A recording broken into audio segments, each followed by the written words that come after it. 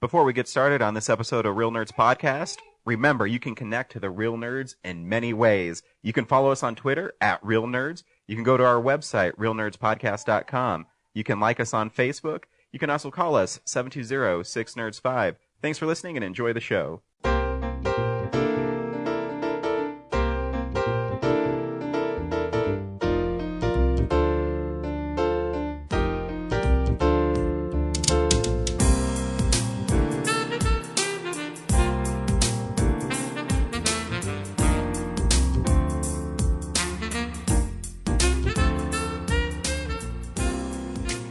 Welcome to Real Nerds Podcast, unofficially the official podcast at Denver Comic Con.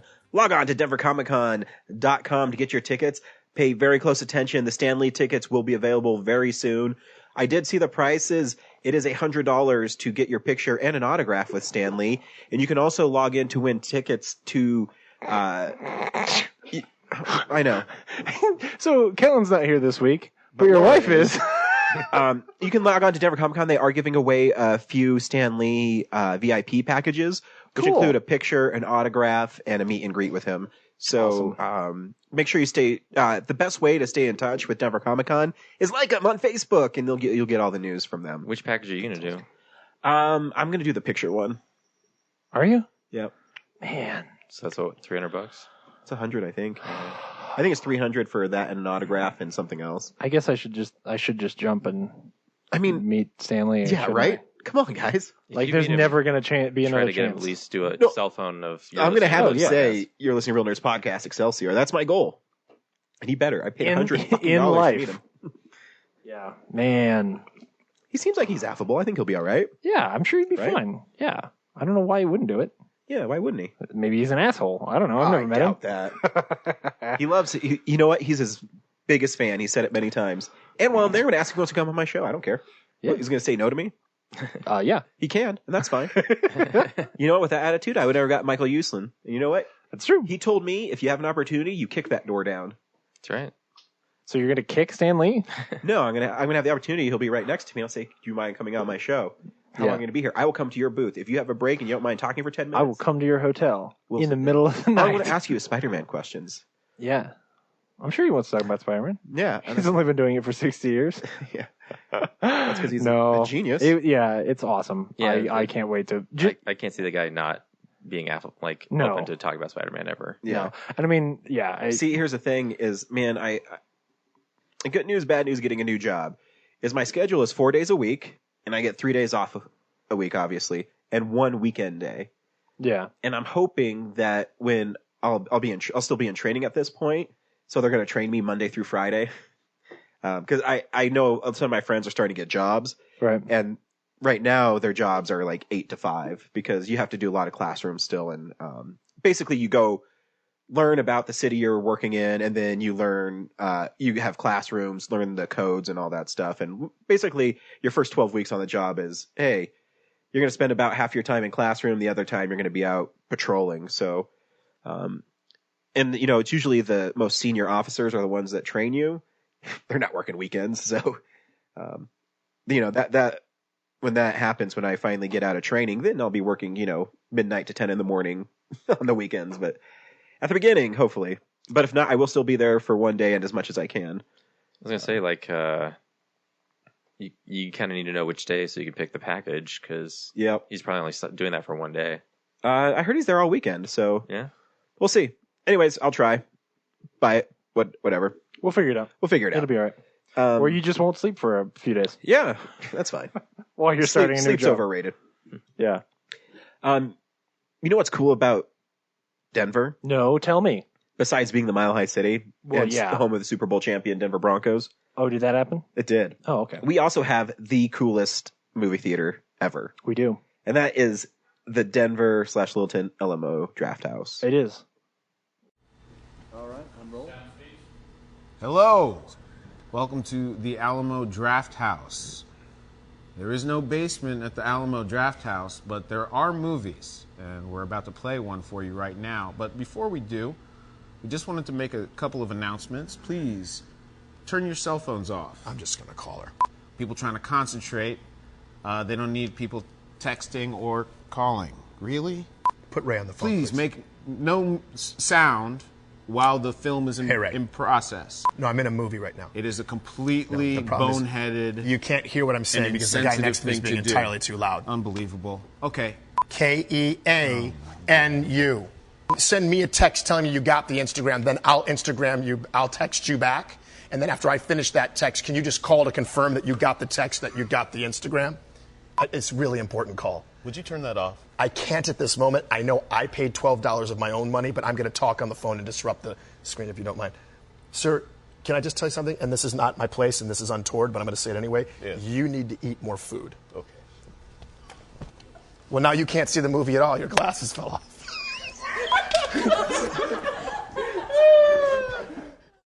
So this is what's playing this week, guys. In the Mood for Love with John Powers. I don't know what that is. You know what's really cool about the Alamo is they always put things on. I'm like, what is that? And I have to go look it up, and I always want to go do what they're doing. Oh, totally. The Army of Darkness quote along. All right, I could do that. I could sit there and watch the whole movie and repeat it verbatim. Right. You know what's funny is I still laugh at it. Yeah. Because I'm not as good as repeating it as Bruce Campbell is performing it. Right. So it's still great. The 30th anniversary of Blue Velvet. Yeah. Fantastic Feast presents A Space Program.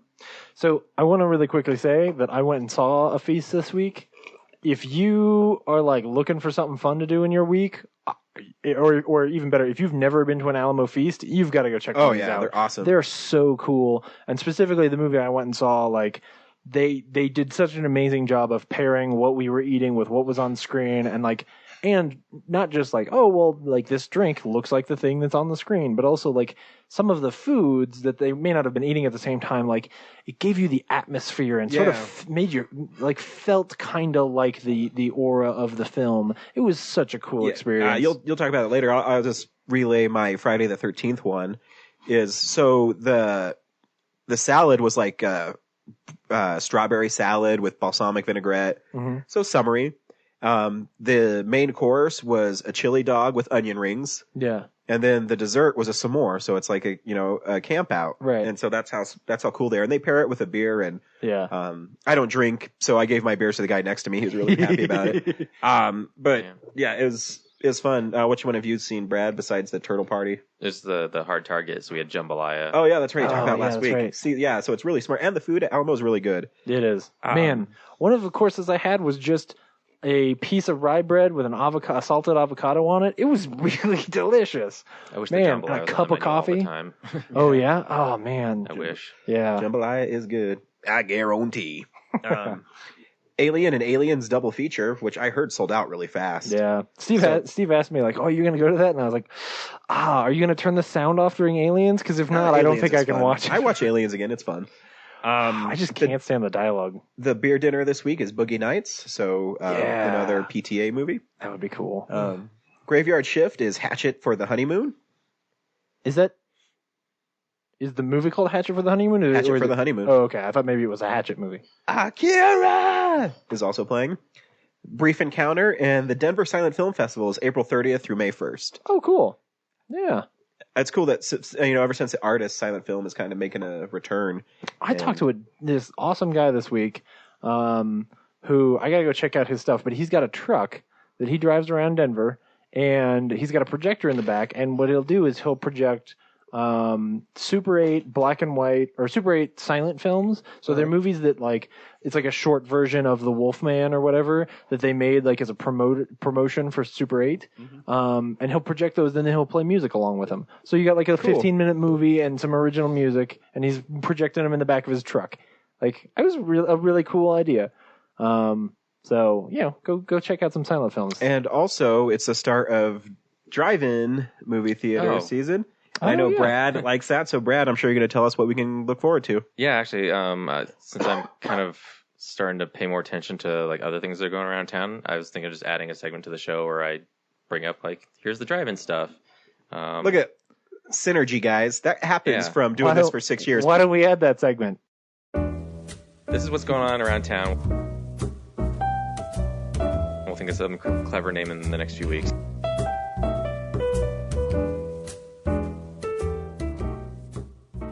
Go ahead, Brad. Do you silence? No. It's okay. You're not gonna create a thing for me? No, I probably will. Okay. Let's all go. Anyway. It's right here. Okay, this is what's going on around town. We'll think of some clever name in the next few weeks, but since the information needs to be told today, we'll start with the drive-in. So the drive-in, 88th and Pecos? It's way the fuck up north. it's I-25. Go east on 88th. It's like right there. You'll get to it. But it's an old-timey drive-in, and they just reopened their 40th season this year. And they started with they've got the Boss, Huntsman, the Huntsman, and My Big Fat Greek Wedding too. Greek too, yeah. That's not a bad thing. A little bit for everybody. Is it not? The Huntsman is the first one, and then the middle one is the Wedding, and then the last one is the Boss, because obviously raunchier, and it's $8. You can see all 3 movies for $8. They have pizza specials, all the great old timey popcorn, hot dogs, spicy pickles, soda, Spicy candies. Like it's an awesome time. What's you can bring stuff if you want. If you don't want to buy stuff, they prefer you buy stuff, obviously. But they are totally welcome to bring it in. Because cooler back then it's with picnics. Yeah. It's a picnic. bring in a football, toss it around. What's in a spicy pickle? They take a pickle and they just marinate it in different like flavors. So, Peppers. Like nacho cheese Doritos? no, not faux flavors. gross. Wait, it's not made by Taco Bell? I don't Oh, eat them, man. so I don't remember. But I remember looking at them. Okay. And they had like 3 different, like, those all feel like they're gonna just destroy my system. So, but cool. I didn't know you could do that to peppers like that. Yeah. And cotton candy, and they also sell like little glow sticks and mosquito repellent. So, it does rain. They will show the movie Rain or Shine. So if it rains, be ready for mosquitoes. Yeah. Roll up those windows. Well, or rain. Also be ready for rain. Yeah. Cool. And then, so that's the drive-in. Check that out. I'll be going there as much as I can this summer. Then Film on the Rocks announced their lineup, and even the special one at the end. They usually leave that as a surprise for the end of the season, but since they added Purple Rain to the beginning of the season early, they decided to just announce the end one, and that's going to be The Force Awakens. So I'm trying to get the whole list up here, but hang on. That's cool. Yeah. So May 12th, they're starting early with Purple Rain, because, I don't know, something with Prince happened this week. Right. May 23rd, they're going to, the original start was going to be a Grease sing-along. And they also pair these up with bands, but we're not the Real Music Podcast, so I won't read them. But they're, probably local indie bands. Sure. And some of them are they'll have like comedians introducing the shows. But May 23rd is Grease. May 30th is The Big Lebowski. June 15th is Citizen Kane. And that's going to be the 75th anniversary of Red Rock's dedication. Cool. Very cool. Ferris Bueller's Day Off is June 20th. July 11th is The Sandlot. July 25th is Labyrinth, and August 23rd is Deadpool, and September 6th is Star Wars: The Force Awakens. So I'll be going to 2 of those. Deadpool and Star Star Wars. Yep. Very cool. Cool. And then also this week we announced that there's going to be a new film event at the Mutiny Information Cafe called the Sub Film Party Night. I saw that. Yeah. What is that? That is much like Open Screen Night used to be, where you go to the Oriental and drop a disc, and we would just play it. The new Open Screen Night, you kind of pre-program it, like they send the files, and we put all them on a disc, and then adjust the levels and make sure everything's good. But yeah, Sub Film Party Night is going to go back to the old thing where like you can just show up the night of with a disc and we'll play it. Cool. And we're also opening up to, if you don't make films, you can grab something cool you saw off the internet and put it on a disc and show it to everybody. Oh. And so I can go get like some sketches from SNL. Yep. And throw them up on. All right, great. As long as is the government listening? It's free. So oh, there you go. free Okay, admission. good. Like yeah, no one's making any money, but we do encourage you to buy coffee and or books from the Mutiny Information Cafe while you're there. Sure. And the submissions can only be 1 to 5 minutes long. Oh, okay. So, and if you want to bring 2 1 minute, so you can just anything up to 5 minutes. Are there like winners? Do you? We don't know our prizes yet. Okay. Yeah. So our biggest struggle is just getting people to show up. Right. Absolutely. That's and cool. And where is this at? The Mutiny Information Cafe on South Broadway. I don't have the street on me, but So South Broadway in Denver. yeah, Cool. Very cool. check that out. 7 p.m. May 10th. Every week, the real nerds go see a new movie and we podcast our experience to the world. This week, we went and saw The Huntsman, A Winter's War? Or is it Winter's Tale? That's The Huntsman. Stay tuned to the end of the show. We'll talk about that movie and spoil it. I'm Ryan. I'm with Brad and James. Yeah. I keep on forgetting that. I'm James. That's okay. What? I pointed at Brad. That's Brad. No one can see. They can where see you're me, pointing. dude. How this works. We also talk about movies we've been watching, movie news, movies that are coming out on Blu-ray. Yeah, we're a movie podcast. We like to have fun. Also, Uncharted 4 is coming out in 2 weeks, and I'm really excited Oh, for it. man. I really hope I don't have a job then. And then they're re-releasing the Batman Arkham games on PS4. I'm really excited. Oh, really? So then I can remastered have and everything. all three of them together. I don't care about Origins. I played it and I was I was yeah. literally just going to say, when you say 3, that means it doesn't have Origins? Yeah. Okay, cool. Because I mean, it I wasn't already made by Rocksteady, so. Shoot, because I already have... is it in a 3-pack? No, it's in the 2-pack. So you're going to get Arkham Asylum and Arkham City Oh. with all the DLC. Oh, okay, great. So they're still selling Arkham Knight separate. Yeah. Because I already own that one on Yeah. PS4. So it's really just like a collection. It's the Yeah. Uncharted thing only for the... Exactly. And they haven't Awesome. officially announced it, but there's a rating for it already. Yeah. And people found it. So I think they call it the Arkham Collection. Now the question is it going to work on the PlayStation 4 Neo? That's the hot new, Yeah. Actually, I shouldn't bring it up because we're going to have to talk about that when we get to the news. So anyway. Yeah. I want to play Star Fox. Yeah. I heard it's I don't... pretty hard Yeah. because you have to control it with you aim with the touchscreen and you control the jet with Yeah. on the TV. So you have to watch 2 screens at once. The quick look I saw didn't describe that as hard. It described it as annoying and poorly designed. So yeah, Still like Star Fox though. I don't know. I never grew up, I never had a Nintendo, I had no so idea that- I've never touched a Star Fox game. Really? Yeah. If you ever bought Star Fox in the 90s, the first iteration, in the manual and on the box, all the characters were like these puppets. They're they physically built marionettes of those characters, and I was like, wow, Who's your favorite? Mine's Slippy. probably Fox. Yeah.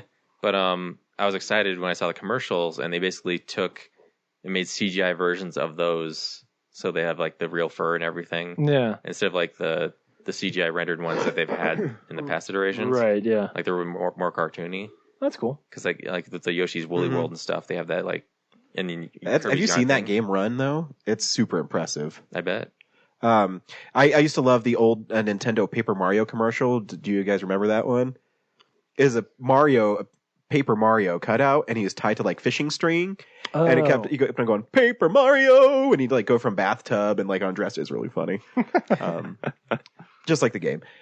So yeah, Cool. I guess we'll start with movie news. Yeah. In other news, the Prime Minister of Sweden visited Washington today, and my tiny little nipples went to France. I want you to get up right now and go to the window, open it, and stick your head out and yell. I do the cha-cha like a sissy girl. It's the ghost of Stonewall Jackson! Everyone, it's the ghost of Stonewall Jackson!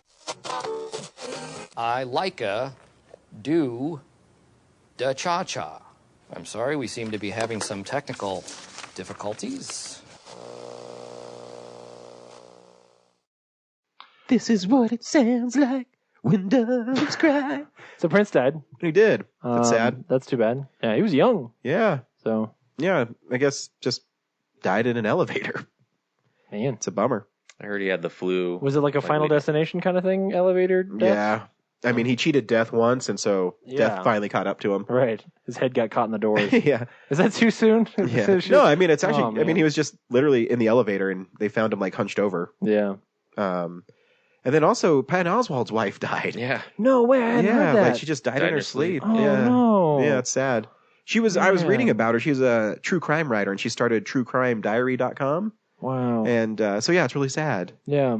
Sad week. Well, and we also lost Guy Hamilton, who's the director of Goldfinger. Yep. Though he was 93 years old. So Yeah, not, you know, not 46 like Patton Yeah. Oswalt's wife. sad, but not as sad because you're like, good for him. Yeah. Man, 93. Yeah. Yeah. So sad week. I mean, I was never the biggest Prince fan. Yeah, me either. I mean, I have his greatest hits and I like his music, but Right. it's not, Right. it didn't affect me very much. Yeah. I mean- I like watching other people cover Prince songs. Yeah. I saw a a like 16-minute long bluegrass version of Purple Rain. Nice. It was great. Oh man, there's a really fun version of Rod Stewart covering Peach. That's hard to find because he never released it. Really? It's like on a single. Huh. And there's a funny story. The reason he didn't release it is when he was recording it in the studio, there's a dog in the studio. His manager's dog was barking to the beat. So if you listen to the release single at the beginning, they left the dog in there and he's barking to the beat. And so it's an okay song, but yeah, it's like, a hidden gem on the Stewart collection. Huh. Interesting. I saw some people being like, "Oh, so now Weird Al can finally do a Prince parody," and I was like, "I'm pretty sure he'll still respect Prince's wishes." And Yeah. Right. The one thing people don't know about Weird Al is he asks for permission. Yeah. He just doesn't do it because Except for Amish Paradise. And he did ask for permission. No, I know. I'm just kidding. Coolio's an asshole. Yeah. I was thinking about just like how I jumped to his defense. He did ask for permission. Yeah. It's funny. I was thinking about it the other day because there was that whole thing when Lady Gaga supposedly said no, and like the whole internet turned against her, and I was like, well, this is kind of like she's allowed to say no, guys. I mean, she shouldn't because it's come on. Well, wasn't it the publicist first, and then she's like, yeah. It was a miscommunication, Yeah. but still. And then it was just he's funny probably that like, oh man, his song's better than mine. Well, but I just mean it's funny because it's like, oh yeah, no, he asked for permission, but you fucking better not say no, otherwise the wrath of Al fans will come down on That's you. That's right, they should. Yeah, it's true. Anyway, what other news we got? So, I'll really quickly get the PlayStation 4 thing out of the way because the only reason I'm bringing this up is that there's a whole lot of conversation about the fact that it sort of leaked this week that they're gonna release like an update to the PlayStation 4, and there's a lot of questioning about whether or not when they do this they're just gonna go ahead and throw a 4K Blu-ray reader into this thing. It won't affect the games at all. Like there's not actually a reason for them to do it other than it would be a really good opportunity for Sony to push 4K Blu-rays and 4K TVs, and especially right now where the 4K TV prices are getting a lot more competitive. Like, it's probably a really good move. I don't know. They did it for DVDs for PlayStation 2. Oh yeah, I mean and they did it for Blu-rays. They did it for Blu-rays. Like the truth is, it's almost like a Disney level. When they decide they're gonna push this thing with their console, that it's actually gonna happen.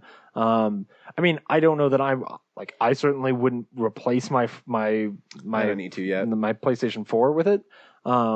With the exception of if they announced that they were going to do a patch and that Uncharted 4 was going to look better on PlayStation Neo than PlayStation, I might be like, yeah, once I get a job, maybe I'll put some money away and buy a new console. They can only do so much because basically right now the 4K just runs faster. Well, and I mean the limitations of basically like any game that they put out has to run on both the old console and the new console. So that means that any game they put out has to be on a regular Blu-ray. Yeah. So the only benefit to them doing this is if you do it, because they have said the new console will output at 4K. So the only benefit to it is that you would get 4K Blu-ray players into people's homes a lot faster. Yeah. Right? But I just don't know if it's. I know there's another thing that where I forget what game company asked Sony about the PlayStation 5. They said, we don't know if there's going to be a PlayStation 5. Right. I mean, there's going to be a PlayStation 5. It might not be. I mean, the market's just changing a lot. And I think that what they're doing is, I'm very much on board with it. Oh, yeah. No, I think it's the right idea for sure. Yeah, like where they're going is an Apple model of a sort of TikTok design where you release a PlayStation 4. A few years later, you release a more upgraded one. You don't really expect anybody to upgrade from one to the next until you get to the next tick. Yeah, that's what I mean. PlayStation 5. I mean, there's technically going to be a PlayStation 5. I think it's coming a different way. I think it's just because, I mean, Microsoft was talking about it too, where you're just, it's like iPhones. Yeah, there might be an iPhone 6, but oh, wait, a year and a half, you get an iPhone 6S. Yeah. And it still runs the stuff, but it's just going to be a better performing system. It's also driven by a change in the way that actual hardware is built and how it's priced, in that it's cheaper for them. Like, it makes a lot more fiscal sense for them to actually produce a faster model than to continue making the old hardware that was in the old units 8 years after that hardware is out of date, right? Like, they have to keep those factories running and doing stuff that they don't want to do, where it's cheaper for them to just be like, well, we'll put new hardware in this and make it faster. But anyway, it's just interesting. It makes me like, as a as a Blu-ray collector, like it does make me start to actually take those 4K releases that are in our feed every week. It actually makes me take pause at those and go, well, yeah, I'm still waiting. I mean, I read reviews on Blu-ray.com all the time, and they've said the 4Ks aren't even worth it. Right. So, I mean, I'll wait. And the one problem for me is, like, if I buy it, of course I haven't, now I want to go look at it when we get to Blu-rays. Like, do the 4K versions also have a normal Blu-ray in them? They do. Okay, good. Well, if that's true, then there is a world in which I might start. Oh, yeah. Even without a 4K TV, I might start buying 4K Yeah, I mean, Blu-rays. it's not necessary yet. No. But, you know, I like I do with the movies I really want, like 3D, like the Pixar movies I buy in 3D. Yeah. The superhero Even though you don't movies. have a 3D yeah. TV, it's just like, well, I mean, because I'm maybe. pretty sure eventually I might. I don't know. Yeah. I think they're kind of going away from 3D, but I know, yeah. but whatever. Options anyway. always there. Yeah. So it sounds like Michael Keaton's not going to be in Spider-Man. No, who cares? Tell me who is going to be. Robert Downey Jr. That's right. But that feels to me like that was an obvious thing. Like, well, he wasn't under contract, so they had to. Yeah, but it's Robert Downey Jr. Yeah. I mean, that's the thing is, I think he plays coy all the time, because if you've noticed the last 3 or 4 Avengers and Iron Man movie, Right. he's saying, "Oh, well, I'm not under contract," Right. and they're like, "Okay, well, you're going to do it, right? Yeah, I'll do it." Yeah. Well, and they're also going to throw enough money at him that he's going to be like, well, Do yeah, I still mean, love money? Yes, I do. Well, that's the thing. And you know, now people are saying, "Well, now we know he doesn't die in Civil War," or does he? And no, he's still, we don't know that. Yeah, maybe Like, it's still backflashes. Yeah, you realize that this character hasn't been in a, like, this is the first full film they're going to have. Yeah, it could be an origin where you learn, like, where he got his mask that has some super awesome Tony Stark robot stuff in it. It's funny because I saw a commercial. I was watching a commercial with somebody today, and they were like, "I don't understand why Spider-Man is on Iron Man's side." And I said, "Really? Because he's a teenager and he's got like some super sophisticated eye goggle thingies there. Like, I'm pretty sure I know exactly why he's on Tony Stark's side." Well, but I of mean, course, in the comics, there's a good chance he's changed sides. Yeah, he looks up to Tony Stark because they're both scientists. So if you take a Peter Parker who's younger and he's a budding scientist and he sees Tony Stark develop stuff, I mean, he's going to gravitate towards him. And his purpose in the movie, along with Black Panther, is to provide us with an outsider's view of this whole conflict, right? Because we've always been watching these movies as like, oh yeah, we want them to go fight all these guys, and you need those people from the outside to go like, yeah, but you guys are also terrible. Yeah. Like, you guys keep fucking up everything. You know, if you were a kid living in New York, you probably don't actually think the Avengers are that cool. Like, when they come running down the street to save your life, you're like, oh shit, my neighborhood's going to hell. Right? You know? They're not Daredevil, who basically just beats up like tenement buildings. Like, you know. Anyway, also as we also learned that Sherlock Holmes 3 is probably going to get made. That's fun. I love those movies. They're fun. Yeah, I'm down with that. I hope it's better than, like, Game of Shadows is cool, but I love that first one. I want one like that. That's what I want. My money's still on Captain America dying. What? My money's still on Captain America dying. Yeah, I don't know. I honestly, like, I wouldn't put money anywhere. I just don't know. I don't know that his story is over. Like Iron Man's story is over. I can see them killing Iron Man. I think it means more to kill Cap. But I really think that there is more to talk about that. There's more things to do with that character, you know, like as a hero, as a leader. Like, it would be interesting if you had a Black Panther movie. I think it would be cool to go put him in the Black Panther movie. I would rather they kill Iron Man. You'd rather, but I think they're still going to kill Captain America because I think it'd be a good catalyst going into Infinity War. Yeah. Like yeah, but so would I. mean, Iron Man in the Marvel Cinematic Universe has become such a leader. Yeah. You know, he's like he's the Fox's version of the X-Men. Like, he's Wolverine to Cyclops, right? So even though Cap is really supposed to be the leader, you know, it ends up being Tony Stark most of the time. Yeah, you could switch that around. But he's such a draw. Yeah, but he's not going to stay in it forever. Right. Like, but he's still he is at the end. And story, like, character wise, which is what they've always been really good about keeping at the forefront, he is really he's really kind of done. You know, I watched an amazing video this week, which I already knew all of this, but where this guy was talking about the fact that, like, Cap in the MCU is actually kind of a pretty broken. He was going so far as to say like he's kind of an asshole, and I was like, it's not that, but he is this like very lost warmongering kind of a guy. He doesn't mean to, but the fact that in Avengers 2, like his vision of hell is just a flashback to if he had survived World War II and they're all at a dance and the war's over, and that's it. Like he's this guy who can't exist without there being a war, and that's a really fascinating thing to explore. That I don't think that they've really put an end to. Maybe this movie is that, right? Like that's the thing we don't know. Civil War in the comics? Yeah, he did. At the end of it. At the end of it. Right, yeah. And not even really in Civil War, as in Captain America 25. But still, my point is like they are two different things, and I agree with you. Like that's what everybody expects. For me, like looking at it from a character perspective, I have no idea what they're gonna do, because it could be this is the movie that really, ties a bow on Cap and says like, no, we're done. And if so, cool.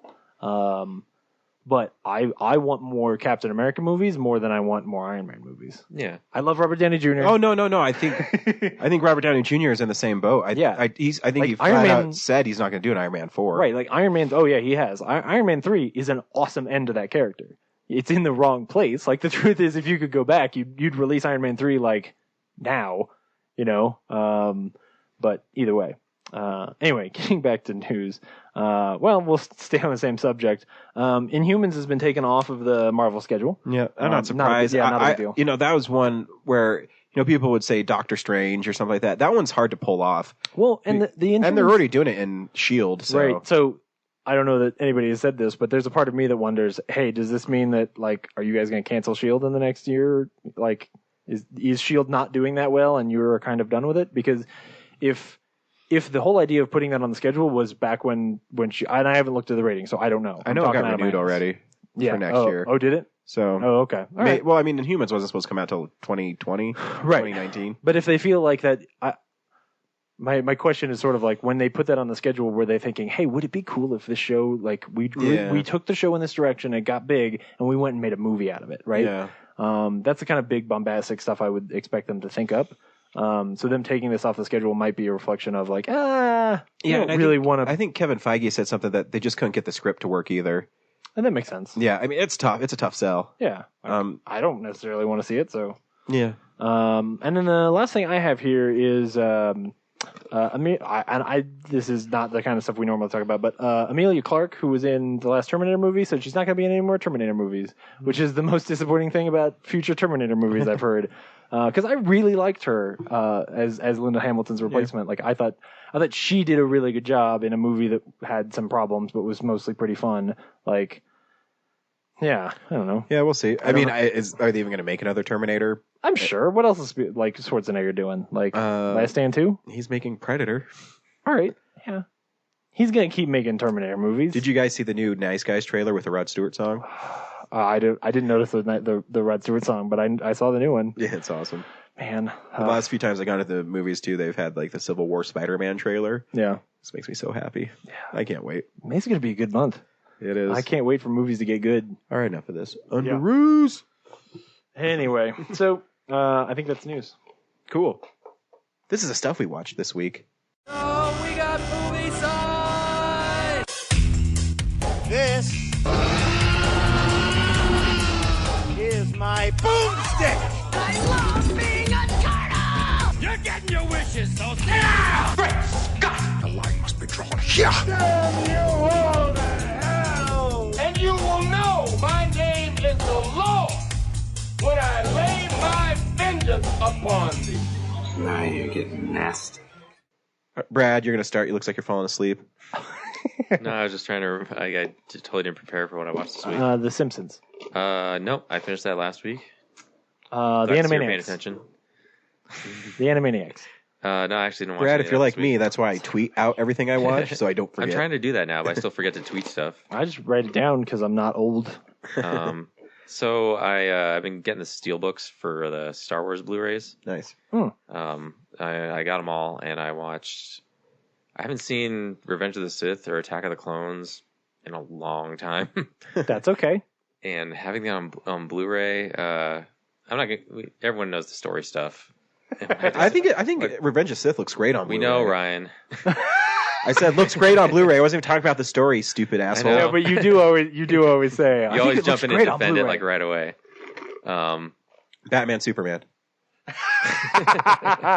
They're both shit films, so it's okay, guys.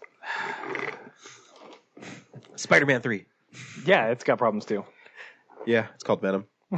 I agree. So Superman you were Batman's watching problem is Star Wars on Blu-ray, Brad? Yeah, so episode 1 was filmed on film, and the other 2 following that were done on digital, and it looked even faker to me on Blu-ray, especially like the arena scene in Attack of the Clones when I don't remember when Anakin's like riding that monster, whatever beast thing, and he's like going around. It's like, I mean, I remember the scene. I don't remember how fake it looked. So like CGI human models like that. And I'm listening to the commentaries and listening to like guys like Rick McCallum defend how Rick McCallum is an asshole and a fool. I don't think he shouldn't have a commentary. Again, I can't tell if these are commentaries that came out on the original DVDs or not. So you know, I'm sure they are. Some of them have there's like a George Lucas and the more higher ups in a commentary, and then they have other commentaries pieced together from like different actors together. So there's like one where Natalie Portman's talking about something, and it sounds like it's even before the movie came out. So it's hard to pinpoint what perspective they're getting from each of the people. Yeah. But Revenge of the Sith. How about that diner scene in Attack of the Clones? That's a pretty good one. That's weird. Like, it's so American. Yeah, like it is like really weird. Far away. It seems like he's playing homage to his American Graffiti stuff. Yeah, well, like everything he does is like homages to things he loves. But that was just so like normal.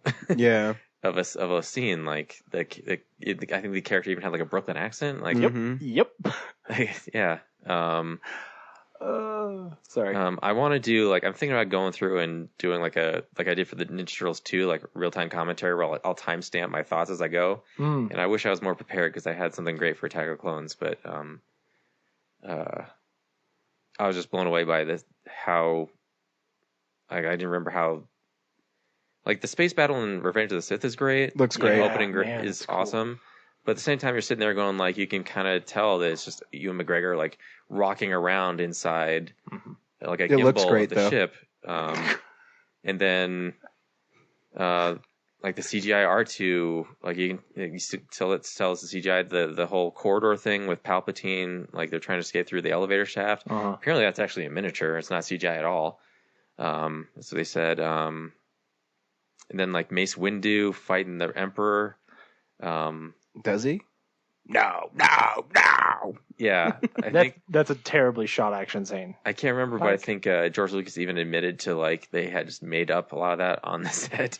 Yeah, there's a interview I read with Samuel L. Jackson, and it was really recent. And he was talking about it, and he said they didn't even give him time to rehearse like the lightsaber battle. They didn't even really give him a script, and they just went there and thought. And the Emperor, it's this close up on him where he just keeps growling, and then it never feels like a smooth action scene. It looks great though. No, but actually, what I'm talking about is that it doesn't look great. I forgot to mention, especially in those two movies, it looks like it is really noticeable that everyone's in a room that doesn't exist. Yeah.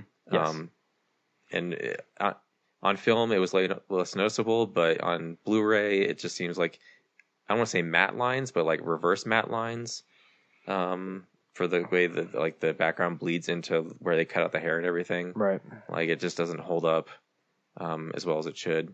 Yeah. Like, you think it should. But again, that's ILM like circa 2002 and 5. Yeah. Stuff's gotten a lot better since then, but still, well, for a guy who has gone back and tinkered with all of his shit, you'd think he would do special editions of the prequels. I totally want that. I mean, I feel like it'd be way easier.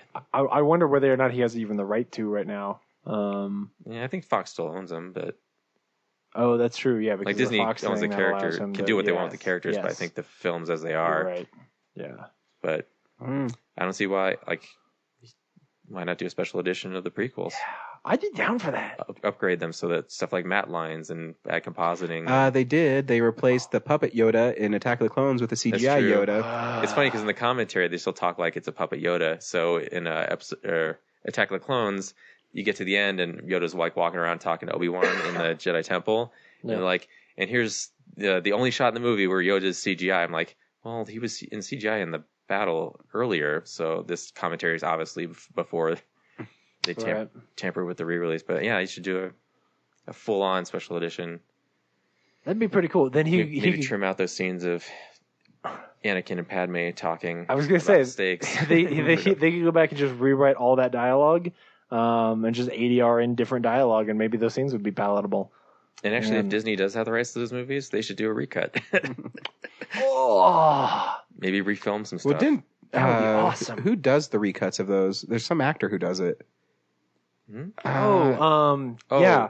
Spider-Man 3. What's his name? Oh, Topher Grace. Topher Grace. Yeah. Yeah. Oh man. I want to see this. I want to download them so I can take a crack at it. Yeah. Because that's how it's like when I want to do the commentary, the written commentary. I was like, I have editing powers. Why don't I just edit it? Yeah. Yeah, and then you can record yourself talking about it while then just show the scenes and go like, this is dumb right here, or this is really cool. This is why I cut out the CGI pear. Pear? Remember in Attack of the Clones where he's yeah. she That was takes a another bite? scene where George Lucas is sitting there talking about Natalie Portman's talking about how George didn't write the scene, so me and Hayden Christensen just had to like make up a scene as we were sitting there. And she's like, "Oh, it got pretty raunchy," and obviously that didn't make it in the movie. But that'd be cool. That's what I want. Like their filthy conversation that didn't end up in the movie. Make them feel like people. Yeah, man. I remember Russell being so excited about like it's gonna be the romance, part of the story. And it's gonna be so great. I'm like, this seems like a really forced. And I think Lucas even admits in the movie, he's like, "Yeah, I knew they had to get to there. I knew they had to get together, but I didn't know how. I had to put something that made it seem believable that these two people would get together." Oh, I got it. Maybe he saves her from some like space slugs, and they sneak into her bed in the middle of the night, and he's standing outside creepy because he's kind of a creeper, and he runs inside and the CGI guys on the commentary were talking about like, yeah, it seems like animating a billion stormtroopers into a giant battle scene is hard, but it's actually those two slugs at the beginning of the movie trying to get that movement right. Yeah. This doesn't get right. And actually, all the stormtroopers in the movie, they never made a costume for the prequels for the stormtroopers. They're all CGI. Wow. Yeah. Man. Which is crazy because you have an army of people with the capability to make those costumes. And you have fans that would just do it for free. Right, yeah. It's just like zombies. People Yeah. show up to be zombies. People show up to be stormtroopers. Make one, duplicate it in CGI. Or how cool would that be to just say like, hey guys, okay, here's the model. You put them out on the internet, right? When you're starting the movie, here's the model for the clone suit. You make this suit. Here are the rules. You have to follow you have to do it this way. You can't augment it or like spray paint an H on your face or anything like that, right? You're going to get checked when you get there. And then if you can be on this date, at this time, however many of you there are, you're going to get to be in Star Wars. Yeah, and you have an army of... And you wouldn't have to pay them. You just give them credit at the end. It's like, special thanks to the stormtroopers. Yeah, well, I mean, you may have to give them like the pay for a day as an extra, but like, it would just be a cool like promotional thing, like as a marketing ploy. Like that's an awesome idea. Or you do the Omaze thing, donate $10 and you get entered in a drawing, and you all can be in. Oh yeah, exactly, right? Like, what an awesome opportunity to do something cool with the fans on those movies, and then Yeah. Of course, I don't think they did that for Force Awakens either. But yeah, they don't have to. Yeah, because they're just like, yeah, we're just gonna make some suits. We have the money for it. Let's just do it. Right, it's super easy. Yeah, like, it'll look I great. called up all my friends who had suits and said like, hey, I got you a new helmet. So yeah, but yeah, I just finished up episode 1, but I don't have like anything to process yet. Yeah, I still my favorite of the prequels. Yeah, it's great. It's good. A to B to C. There's a plot. It's got Duel of the Fates. Yeah, and there's something about Count Dooku. Oh, I think I said this last week. The whole part where Anakin and Obi-Wan are fighting Count Dooku, trying to save Palpatine. Which he's sitting in that throne, obviously an homage to what's going to happen in Return of the Jedi. Mm-hmm. But like originally, he was just like sitting in the throne, and he didn't have like those electric cuffs. Yeah, pinning him to the chair, and the CGI guys, like I guess they So yeah, we went through like every color in the rainbow until we settled on like that's how specific Lucas was, because it didn't look like he was under duress at all. So we just drew in those electric cuffs. Like they weren't supposed to be there, but we just add them just to reinforce that he's trapped. But anyway, so they're fighting Count Dooku, and Obi-Wan gets knocked out, and then Dooku pulls that platform off the ship and drops it on Obi-Wan, and it like crushes his legs and like smears him across the floor. But he just wakes up. He just gets up and walks it off. Yeah, he's Obi-Wan Kenobi. So I guess before he went unconscious, he like deflected a little bit. Yeah, totally, dude. With the Force. That's a deleted scene. I was like, it's so glaringly bad. I'm just like, how did that slip through? Well, and when you hear them talk about like not having written scripts, like, or having a character that's supposed to be under duress but clearly isn't, and you didn't do something at the time to make it look that way, like, oh, maybe that's why none of this is planned out and it's all kind of hodgepodge together. And the last thing I remembered from episode 1, the tech guys are talking. They said like, there's actually one big thing missing from the movie. If you watch the pod race, there's like a close up of Anakin, and Sebulba's ship is like in the background chasing him. Sebulba's missing from the ship in a shot. That's cool. Yeah. So it's a legitimately like, yeah, that's a fucked up shot. Sorry, guys. Yeah. A lot of people talk about like, oh, yeah, that didn't work for me. Like, that's an actual technical error that CGI character's missing from a shot that's easily composited in. Yeah. Yeah. That's weird. So, cool. All right. That's what I watched. And then I, emerging filmmakers, but. Yeah. If you want to talk about Driven again. I'm good. The best part was like Bishop to B6 or C6 or whatever. I was like, wow. Yep. Uh-huh. Anyway, me or you, Ryan? I don't care. Okay. I only have one thing. So okay, go ahead. So I went and saw Inherent Vice at the Alamo this week, and it was a feast. It was a 5-course meal, which makes sense partially because that movie is really long. And first I'll talk about the food, because like, again, it was really awesome. There's like a scene where they're drinking these things called tequila zombies in the movie, and it's this tall tequila drink with all this like silly looking fruit on top of it. Like it's a goofy little gag in the movie. And they at the time that shot starts, I hear the guy like walk into my aisle and he's got those drinks and he puts them down on the table as we went along. I was like, holy shit. Like it was so well timed. And it was, they sort of did it as a favor to Steve because he loves that movie so much. Does he? Yeah. So it wasn't the most full theater, but that kind of helped for our experience because it meant that it was really easy for the guys to like get the timing really perfect. Cool. So yeah, the feast was awesome. But so, and I should go back and find the episode where I reviewed Inherent Vice. Because, I remember just feeling like, all right, this thing kind of just meanders and it doesn't really have a point. And like, there's some good stuff in here, but I just walk away from it very cold. And I still would say I walk away from it very cold, but this time I had a really good time watching it. Like it was really funny. I sort of enjoyed the scenes, but part of it was that before the movie, Steve, who's a big fan of it, explained to me like, okay, James, like just don't try to piece the plot together, which of course is the exact opposite of what I want to hear. But he's like, don't try to piece the plot together. Like it is supposed to be confusing. Like just try to enjoy it like scene by scene and segment by segment. And thinking about it that way, I really did watch the movie in a way where, like there's the scene where Shasta comes back and she's saying all this stuff as if she's trying to goad him, and she ends up pissing him off, and then they have sex. And in itself, it's kind of a cool scene, and like the stuff going on between these characters is interesting, and it's bringing up these themes that I think are something to look at. Like there's something there to think about. It doesn't tie at all with the rest of the movie, really. Like I don't understand what he's trying to say with that scene. He where that relationship ends up going, like I don't think it really reflects what's in that scene, but the scene itself is really good. There's a scene where Owen Wilson is the movie's set during Vietnam, and Owen Wilson is a drug addict or a former drug addict, and he makes this metaphor about... He's in the movie. Yeah. I forgot this part. Yeah, Owen Wilson is like one of the other sort of main characters. Like he's in the movie more than Josh Brolin is. or at least as much as really. He's this guy who goes missing. So like, if you haven't seen Inherent Vice, which I'm gonna try. No, I know. I'm gonna try to explain a movie that I just told you not to worry about the plot in. But before I forget, what did we end up calling that episode? I'm trying to remember. Inherent crap. I have no idea. Incoherent Vice? Yeah, probably. Probably. That sounds right. So Joaquin Phoenix plays a PI named Doc who does a lot of drugs and is like he's a hippie. And this Stick sort his finger up his butt. This former girlfriend of his, Shasta, comes along and is like, "Hey, I'm dating this guy who's she's like named after a soda."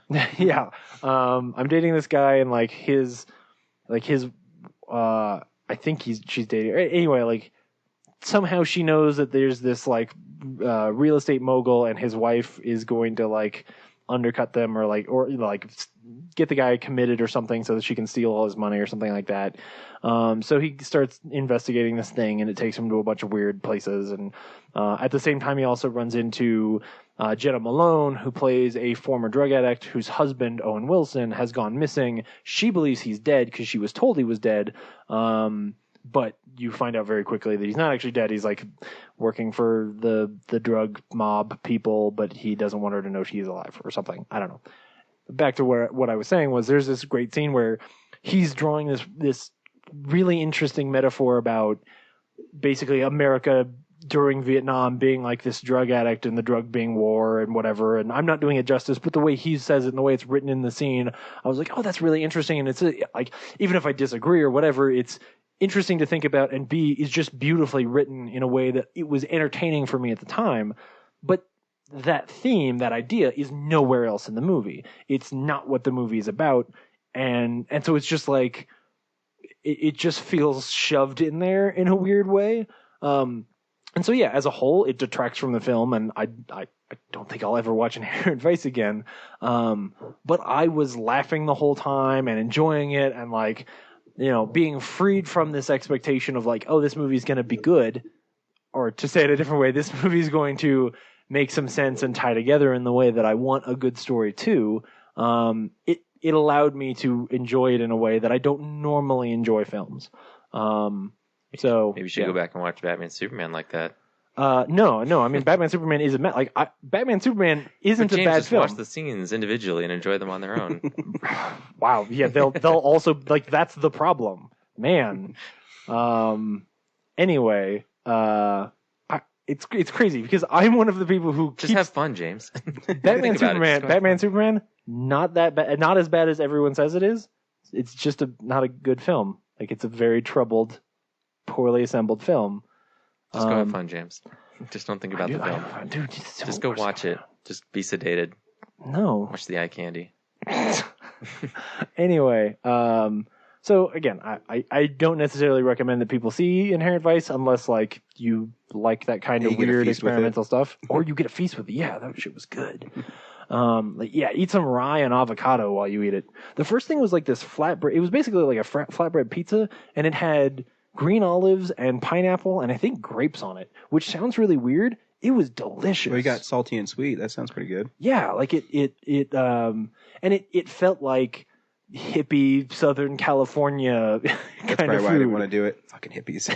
Fruiting everything. I can get a fruit cup at King Soopers of pineapple and grapes. That's not that weird.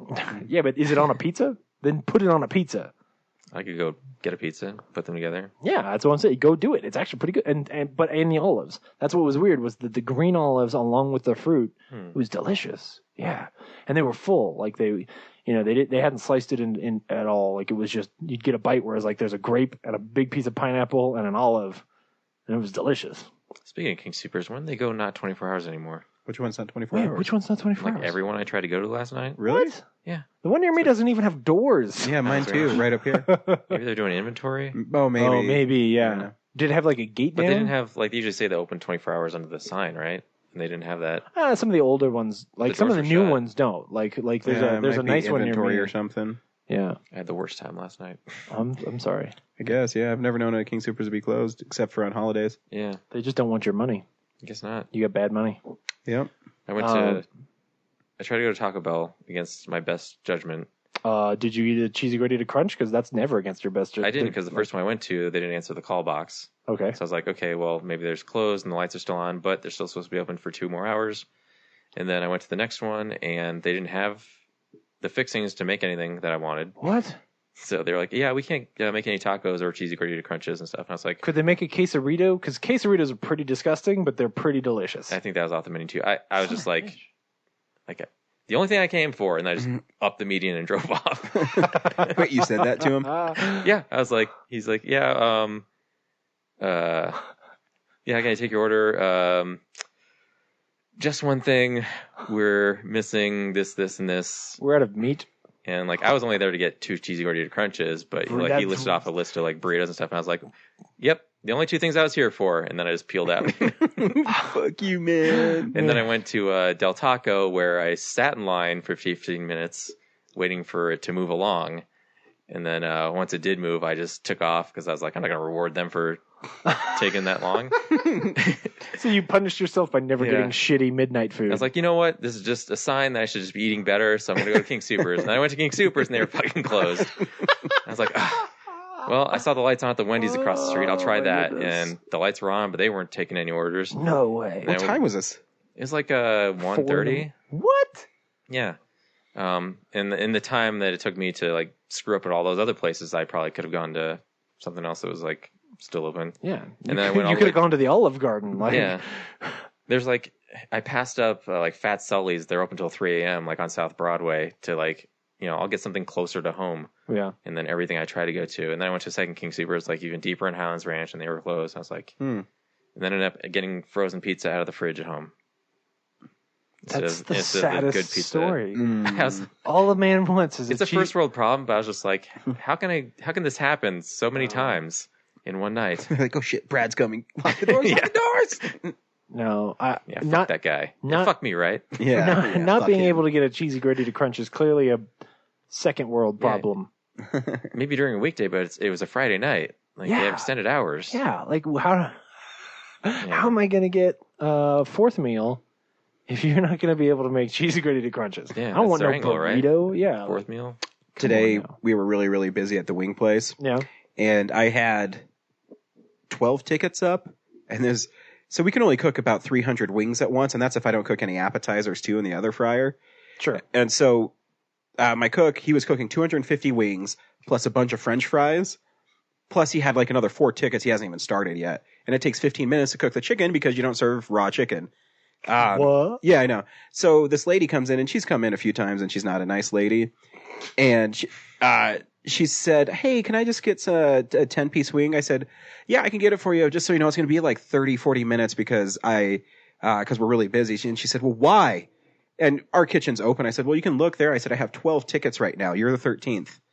And she threw a fit and told me that she's going to tell Jimmy, who owns the place, and the manager, Brian. I was like, okay. I'm like, I don't know what you want me to do. And she's like, I drove all the way from the Colorado Mills. We're literally on Youngfield. It's like so 2 minutes away. So far.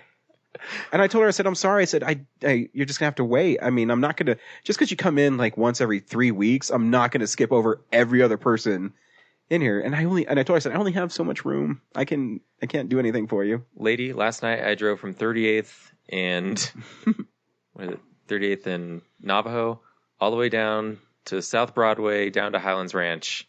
Don't talk to me about having to... Yeah, and that's Brad's story about how he drove over the median because he's like, the only 2 things I wanted. That just reminded me of it.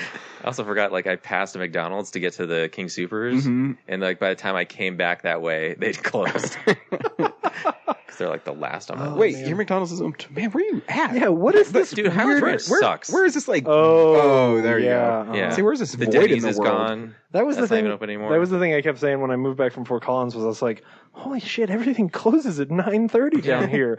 Like, how am I supposed to stay up till 2 a.m? And then 2 years later, I'm an old man who can't stay up till past 10. Like, yeah. I think the latest thing that's open now is the Village Inn that closes at midnight. Yeah. Wait, Village Inn closes too? Yeah, they're not 24 hours. Fuck. What's going on in this world? Yeah, no, dude, Highlands Ranch is a terrible place. if you want to stay up late and eat food. It's like a really nice place to live, but if you want to, like, it's actually get fat and be an American, it's actually like the pinnacle of the human existence right now. But not if you want to stay up and get bad food in the middle of the night. Like, Do your shopping before 9 o'clock, guys. Get you a couple. Shuts down. It's like Telluride. Get you a couple. Get you a couple cheesy gordita crunches at like 2 p.m. Just carry them in your pockets. Yeah, all day long. Then when midnight comes around, break that shit out. Cheesy gordita crunch all night long. Man, it worked out in the end because I ate better. We need to wrap this show up so I can go get some cheesy gordita crunches before you can't Taco do Bell. it. That's the only Taco Bell I know that closes early, right up there. So you're gonna have to find another one. Ryan, what did you watch this week? I had an Emily Blunt week for some reason. I decided I was gonna watch. By the way, I love her. Yeah, she's great. This is totally off topic, not as off topic as Brad's. But did you see the God of Egypt box art? I saw that poster at Alamo. That was the poster that they used for it. I have no idea what it is. It makes me super want to see that movie. It's like liquid Terminators that are birds and Anubis fighting. It looks like it honestly looks like exactly what I want the Power Rangers movie to look like. Yeah. Like badass robot animals. Yeah, it's weird. I'm gonna have to watch that movie at some point. Yeah. So I watched Sicario again, and I finally had a chance to watch it after I got on Blu-ray, I don't know, 4 months ago. Yeah. It's still awesome. It's still one of my favorite movies from last year. Only reason I haven't watched it yet is because when I watch it, I know I need to sit and watch that movie. Right? Yeah. It's not a movie I can play in the background and fold my socks. You know? No, it's that's really what intense. that's what Dracula Untold is for. You can enjoy that one. And then I was in a mood. I don't know why I was in an independent movie mode because I'm never in that mood. I was so excited when I saw you watch this. Actually, I'll tell you do you want me to do that? Seen it before? No, I haven't. I so hope you're talking about Batman. No. So I watched Sunshine Cleaning. Cleaners? Sunshine Cleaning, yeah. With Amy Adams and Emily Blunt. I do. Okay. I went and got it because. Oh, I have it. To rent it on Amazon was like $9, or to go and get it at Tradesmart was $4.99 on Blu-ray. So yeah, I watched it, and Emily Blunt it stars Amy Adams as a maid, and when she finds out she's sleeping with Steve Zahn, who is married, and he tells her that you should clean up crime scenes and make like $3,000. It's one of the few movies where I don't like Steve Zahn. Yeah, he's kind of an asshole. Yeah. And she said, "Oh, okay." And then she gets her sister, Emily Blunt. I forget her character's. I can't remember her character's name. Her character's name is Emily Blunt. Hope, something like that. Sure. To help her do this, and as they go, they learn all these that they need to biohazard.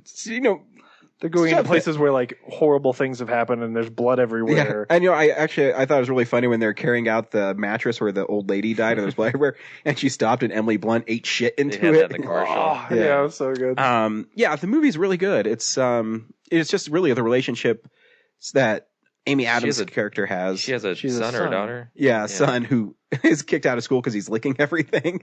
Oh, that's right. And they don't tell you why he was kicked out at first. So she gets called to the principal's office, and she goes down there and she says, "Hey, buddy." And she walks by him, and he looks around, he looks at the wall and just licks it. Like, what the fuck is this? And then you find out that he's licking his teacher's legs and stuff. It's weird. Yeah. But the kid's really precocious. He's pretty cute in it. Alan Arkin is in it, and he always has these wackadoodle ideas to make money. One was getting shrimp off the back of a truck, trying to sell it to a Mexican restaurant. And it's just a story about how certain people deal with grief, and Amy Adams' interaction with herself and people she's met through this, I don't know, maybe 2 or 3 months. Because she meets Oscar, the janitor guy, who kind of teaches her, yeah, you need to go to a blood pathogen. Oh, Clifton Collins. Oh, yeah. And he's missing an arm or something. Yeah. And, he kind of helps her establish her career in this field. And, Emily Blunt's really great in it. Amy Adams is fantastic, even though I think this is really an Amy Adams wheelhouse.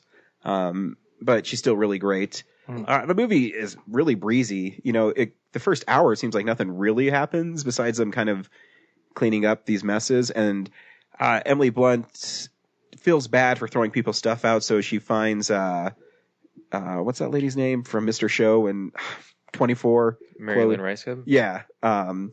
She finds pictures of her at her mother's house that they cleaned up, and so she stalks her. Then seems like they're kind of dating. That's what she thought. It's a really fascinating story, and I thought it was a really good movie. I enjoyed it. I haven't seen that since theaters.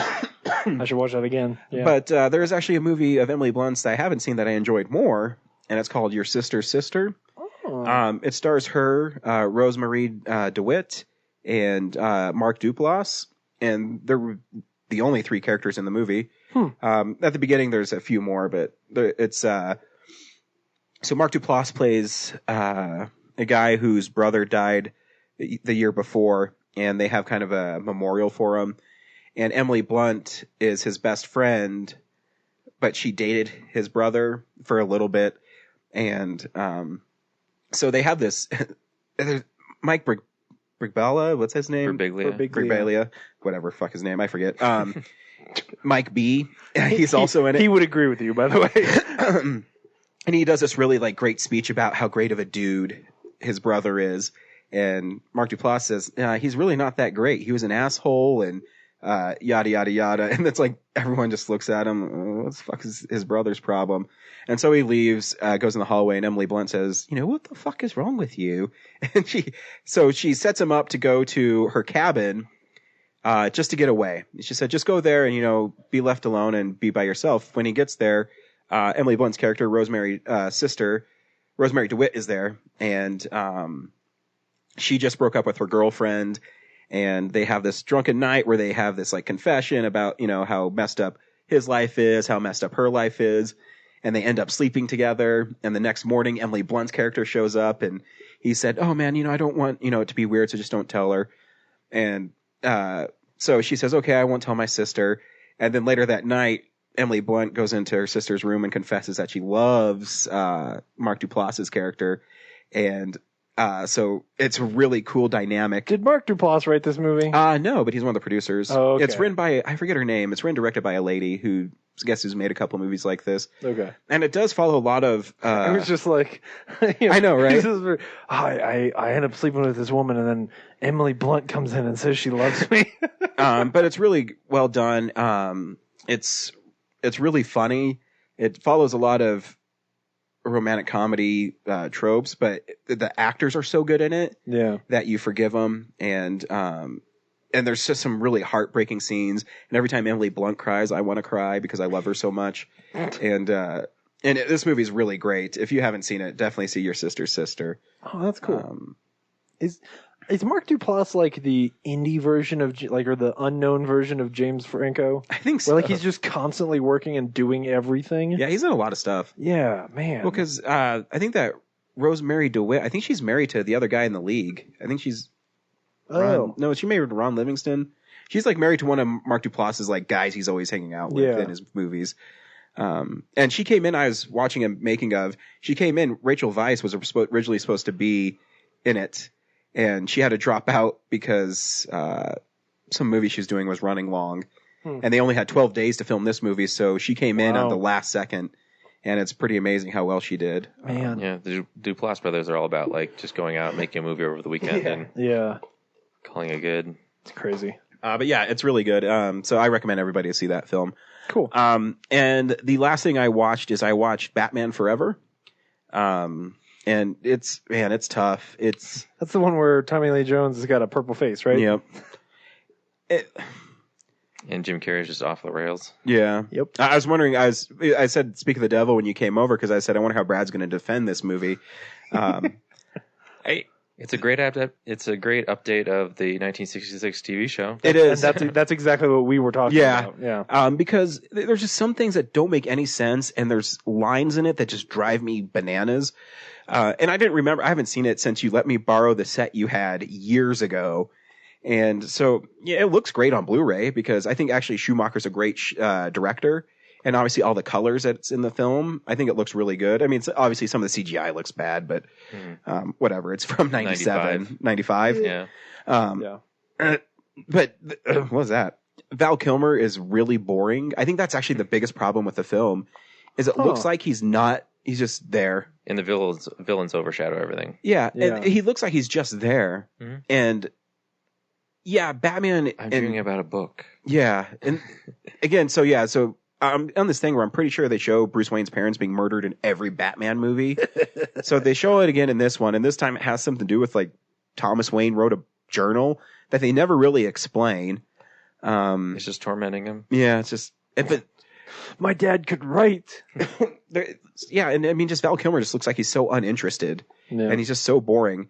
And I think that's the biggest problem in the film, because I can get past, you know, the campiness, but what I can't get past is the opening of the film is actually, I think, pretty cool. It has, you know, the credits look really sweet. They're kind of the swooping credits, and it comes with the Batmobile spinning up and Alfred's, you know, his first line is, "So are you gonna eat?" And Batman says, "I'm getting drive-through." Like, oh man, that's so right away. Meh. And then it cuts to Two-Face in, he's in some vault in Gotham's bank, and he's setting up a trap for Batman, actually. And he gets there, and so Batman tries to rescue the security guard, and Two-Face hooks up the safe to a helicopter that flies out of the bank, and the bank guard actually says, "Oh my God, it's boiling acid."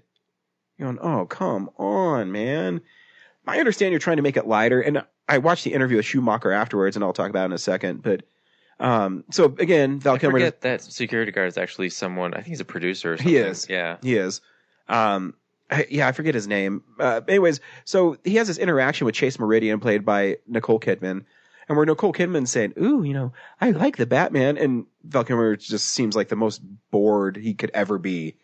You're like, dude, you're Batman. And I know he lobbied for this role, because they talk about it in the special features. Like, he really wanted to play Batman. You don't show it at all. And then later in the making of, Schumacher said that he was like a total dick, and no matter what he did, he would like pout on screen, off screen, and that it would just carry over to his performance, because he said, "Well, I'm just gonna do it this way." Well, okay. So if you were really wanting to do after Batman Returns, you're like, "Oh man, I really want to be Batman." Like, if you thought you were going into a gritty Batman, and you showed up and Schumacher was there and was like, "Yeah, the villain's gonna have a half purple face, and I really only want to make an Adam West Batman movie." Like, you might be like, "This is not the movie." And I'm not defending the behavior. No, I'm just saying I can understand how. I was gonna say he was probably cast after the director. Yeah, that's because originally I read all this, and because I started doing research on, because the movie does seem really disjointed too, and they cut out 40 minutes of scenes. Oh wow! Because this original story is written by Tim Burton, and he was going to direct it with Michael Keaton, and it was just going to be him and Two-Face. And when Warner Brothers got it, they said, "Well, one of the biggest complaints about Batman Returns is it's really dark.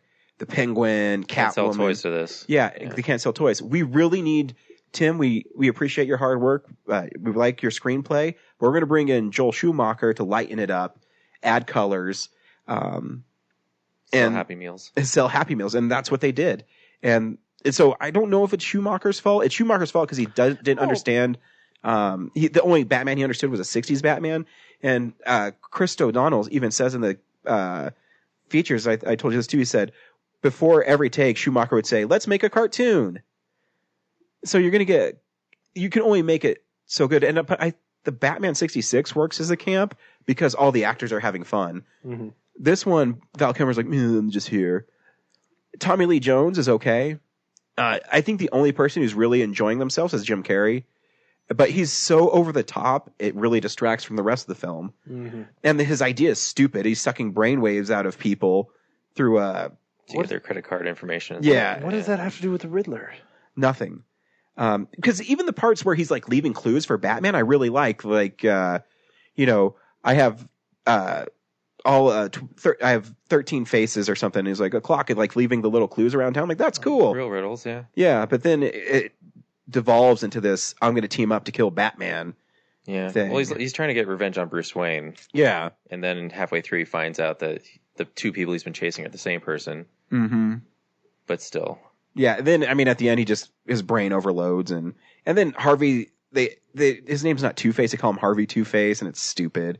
And I hate his costume design where it's, a tuxedo on one side and it's like leopard print on the other or tiger stripes. It just looks stupid. That's how it is in the comics back in the day. It is. It wasn't but- leopard print, but it was always some kind of variation of Yeah, it was like split it down was the like center. it looks like. But you can half of also it's say dressed in acid or the whatever. Batman animated series came out in '92, and Two-Face in that is nothing like that. Right. Yeah. Because if they were going to make a Two-Face film, they should have just made that two-parter. Because I actually watched that again because it's great, and I also watched Heart of Ice because I think that's one of the greatest cartoons ever made. Because I'm getting ready to watch Batman and Robin, and so I just want to cleanse my palate before I did that. You're gonna be like, okay, this is how Batman could have been. Yeah, so I'm saying there's precedent for that, like yeah, for that audacity. there is, but it's just. But Tommy Lee Jones, he even says like, He didn't want to do it for my kid. Yeah, he didn't want to do it. He only did it because his son said, "Oh, you should be Two-Face." And it's so dorky because when Two-Face is in the courtroom and they have that file footage of him getting hit in the face with the acid, before he gets hit, you see Batman jump up in Batman costume to like block it. Like, why the fuck is Batman sitting in the courtroom and no one just notices? He's just sitting there and in the pew. Like, how odd is it? Like early on in the movie when Batman's like walking through the police crime scene, like, and Commissioner Gordon's just having a chat with him. Yeah, it's weird. It's weird. That's what I mean. It's just weird character choices because I mean the Batmobile looks cool. I mean, I like all the lights and stuff on it. I think it looks badass. But then again, there's a really hokey part where he's getting chased and he has that really bad TV. I'm like, oh, it's so bad. The ideas he's are got there. like a TV in the car. Yeah. I haven't seen this movie in a very long time. Because he's watching the bad guys chase him. And then, Two-Face just shows up randomly. He's pushing a baby carriage and he has a Tommy gun in it. Like the Untouchables? Yeah, the visual's cool, but it just doesn't make any sense. Oh, okay. And then at the end, Batman drives up the side of a building and Two-Face and Tommy Lee Jones is just chewing scenery and just making it obnoxious. He's like, no! You're like, dude, you're not Jim Carrey. Don't try to get to his level. But Jim Carrey almost works in it, but he's still too over the top. Like, if they toned his Riddler down and he was a little more manipulative, I think he'd be a great Riddler. Because Jim Carrey can do that. But it's also at the height when Jim Carrey's doing Ace Ventura, right, exactly. The Mask, yeah. all that stuff where they want the Jim Carrey from The Mask. And I understand that. It's just, it's a bummer because they missed opportunities. He wasn't coming hot off the presses of the number 23. Exactly. Which, as bad as that movie is, would kind of make for a cool Riddler. Exactly. If you got that Jim Carrey, because there's even a part where Chase Meridian uses the bat signal and he goes after her. He's like, it's not a beeper. But the way Val Kilmer just delivers, you're like, dude, you just don't care. What's a beeper? He's literally showing up in a costume and just saying lines. He's not even giving. I think or maybe he just misread the Bruce Wayne character. Yeah. I don't know. I think he's really boring. Interesting. But, there's some. I mean, it's not horrible. I don't think it's the worst movie ever, but I don't think it's very good. Yeah. Made shitloads of money. Sold a lot of toys. When I was a kid, it was my second favorite. Really? After one? Where do you think it is now? It's the third favorite. Yeah. So I still think Batman Returns is the best one, and coming from me, that's weird because I don't like Tim Burton at all, and that's probably the most Tim Burton of all of the two. Yeah. Of the two. Yeah.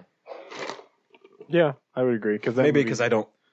Because I don't like Batman Returns because of like the wonky stuff that you like it in spite of. Yeah, but see, I think Michelle Pfeiffer's so great in it. But whatever. Yeah. So that's what I watched this week. Cool. Actually, when I was a kid, we saw the Cherry Creek Theater, and driving home, like my parents were asking me, "What did you think of it?" I was like, "I don't get it. Like, it says 40 years later in the beginning of the movie, and so the movie Batman was supposed to be like 60 years old, and he's still fighting crime, but he looks young." And then I realized that the flashback, like that, wasn't where time starts. Yeah. Right? Yeah. Yeah, it has problems, and even the Robin story isn't too bad in it, except he takes that huge like cartoony bomb and throws it out. He does the flips through Wayne Manor. Yeah, to do his laundry or whatever. Yeah. Oh yeah, that laundry part's just hokey. Or to get through to the Batcave. But that's when Alfred realizes maybe he can be a crime fighter when he's spinning laundry. I'm like, all right. Man, whatever. Alfred cranks out those suits like they're nothing. Yeah. I mean, I understand why Chris O'Donnell's in it because he's like the hot actor at the time. Yeah. And I mean, I don't mind him as Robin. I don't think he's like horrible. No. But, again, I don't think it's his fault. I think the script is just. His scenes are just so corny. Yeah. He has to deliver just awful. I know, and I'm so bummed that Fat Girl's going to show up. Goldsman. Huh? What? And the next one, it's Fat Girl is going to be in there. Who's Fat Girl? Alicia Silverstone as Batgirl. She's not fast. What? What are you talking? Oh my yeah. goodness. No, yeah. Oh my. I'm gonna watch it. Terrible. You're so terrible. This is what's coming out on Blu-ray. Ignition sequence start. Whoa, DVDs.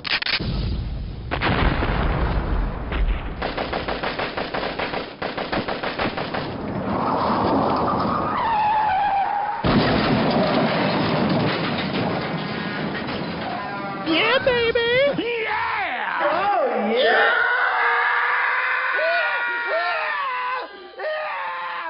Yeah, baby. Yeah. Yeah, open up that.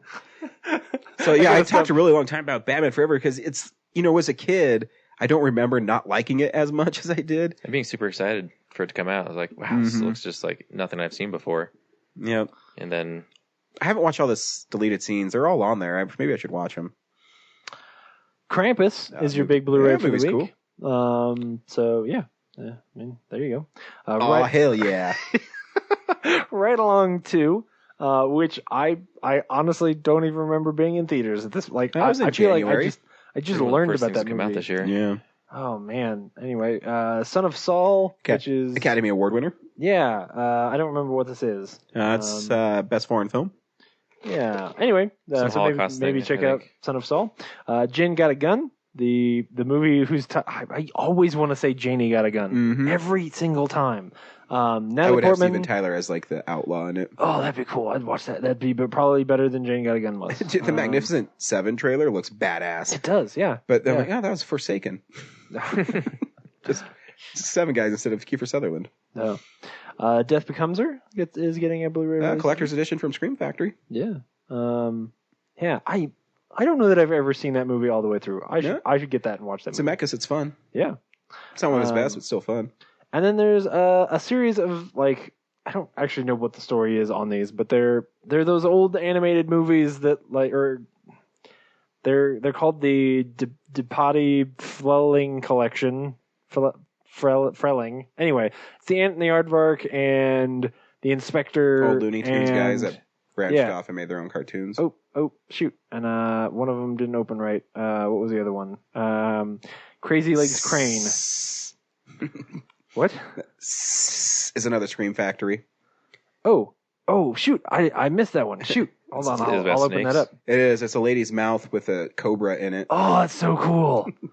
Once this motion picture sinks its fangs into you, you'll never be the same. It's Oh no, this is great. You left out. So yeah, the title is 7 S's in a row, right? And underneath it says, "Don't say it, hiss it," in parentheses. Mm-hmm. That's why I was going. I love Scream Factory because they put out horrible movies on Blu-ray and give them special features. That's so terrible. Like, what marketing guy was like, "Hey, we're gonna title this movie"? Yes, I'd like a ticket for. Like a ticket for SSSS. No, You're the only one we sold today. don't say it. Hiss it. I'd like a ticket for. No. Say it. You don't say it. Hiss it. Yeah. Oh, and there's also an Adrian Brody movie called Backtrack with Sam Neill. So I don't know. Maybe see that. That's not reality. Is it not? What am I living in? That's my favorite line that he says from In the Mouth of Madness. This is not reality. Oh yes. Yeah. Cool. Yeah, nothing that exciting. No, I don't think. Yeah. What is this? The Zero Boys. Nope. That doesn't look like anything cool. Anyway, that's it. This week on Real Nerds Podcast, we saw The Huntsman. Brad, I don't think you saw The Huntsman. You look like you didn't see it. I didn't. All right. You lucky son of a bitch. Oh. James, should people go see The Huntsman? I don't know. I just asked you that. You just already answered my question. Yeah, no. It's pretty bad. Even if you like the first one, I would say that this is a renter. If you didn't like the first one, I would say this is a don't ever see this movie. It's just really boring and poorly assembled, and no one feels like they want to be there. No, I won't go that far. I mean, I think Nick feel Frost like is pretty fun in it. What? Nick Frost is pretty fun in it. I feel like a lot of his jokes land really flat. I don't know. Anyway, so yeah, I can't recommend it.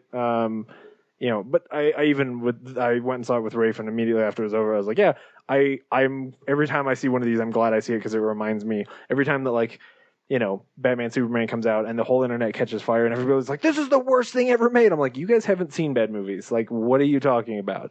Because this is, it's not the worst thing ever made. Higher rated on Rotten Tomatoes than Batman Superman. See, and that's insane because Batman Superman means nothing. Batman Superman, in the critics' eyes, it does.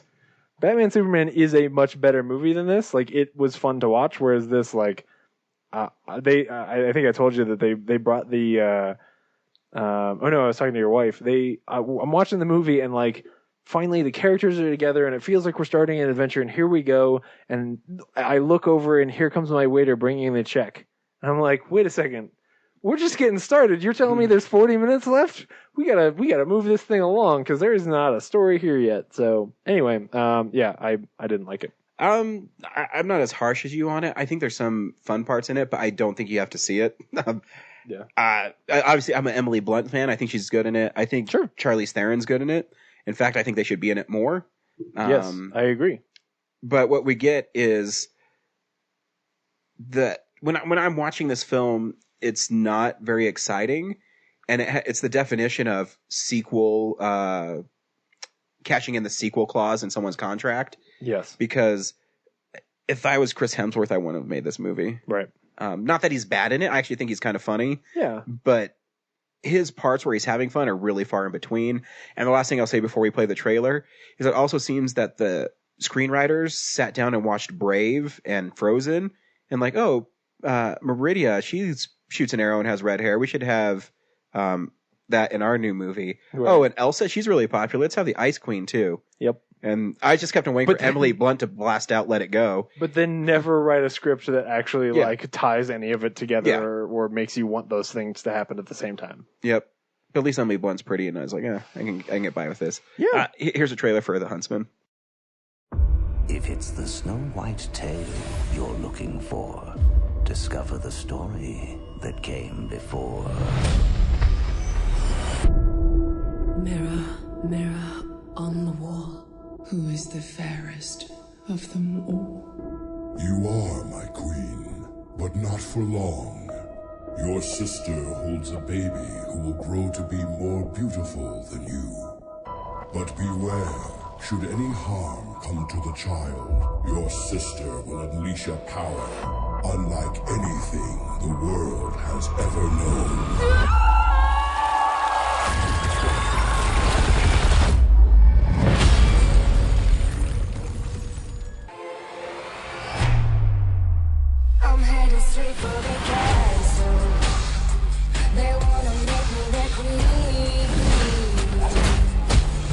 What are you gonna do? Be the hero who defeats the mirror and saves the entire kingdom?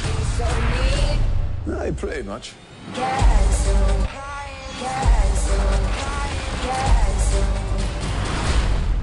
Are you ready, Huntsman? Aye.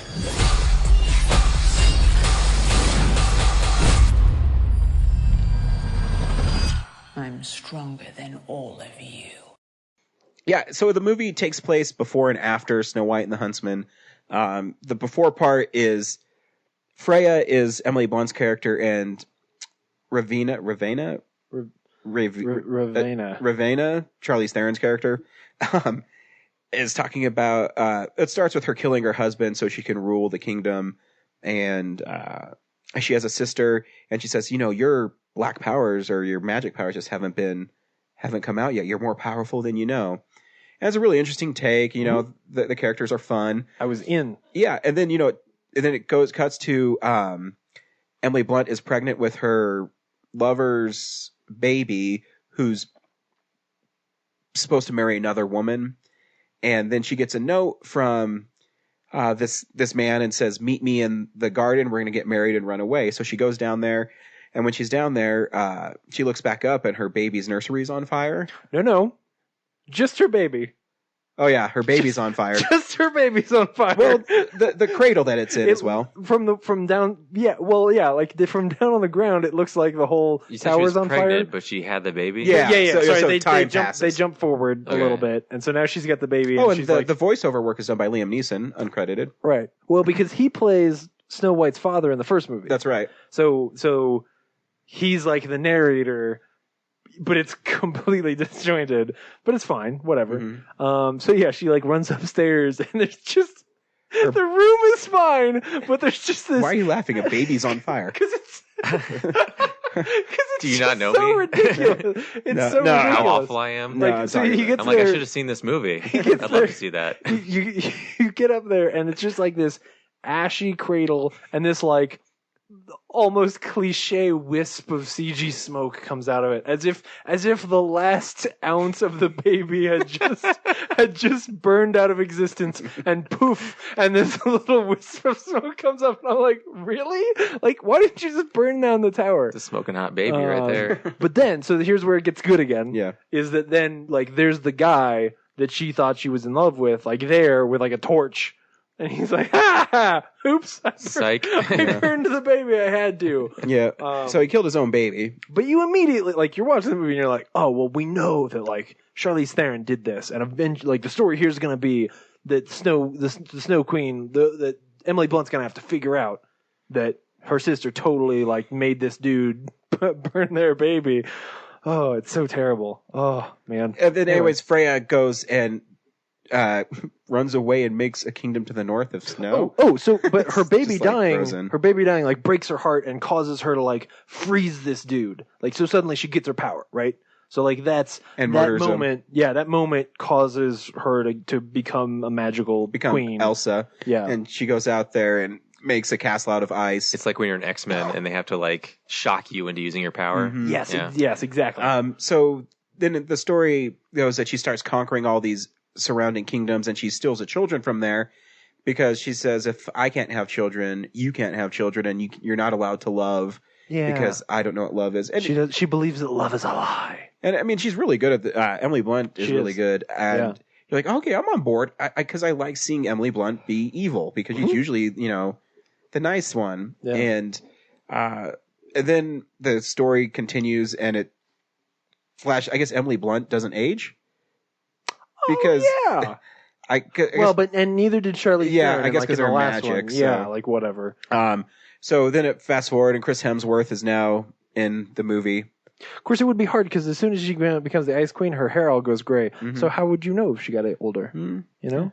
And then so Jessica he's just Chastain, hanging out post Snow White, right? Yeah. Well. So then you see, you meet like this kid or these kids. And one of them is the young Chris Hemsworth, and the other one is the young Jessica Chastain, and they're training, and then and it's like a Rocky montage, and they're learning how to use bows and stuff, and they end up getting really good, and they become like the best fighters in the land, and they're also in love. Well, it's cool because it gives backstory why he's such a great guy in Snow White Hunts. I'm like, okay, so the first 30 minutes of the movie, I'm like, oh, this is not bad. Yeah, you sort of figure out like why when they go out and he says like, oh, I'm a huntsman, like other people are like, oh, because he's like been training to be a fighter since he was 7, and it's all he does all day long, and he doesn't believe in love.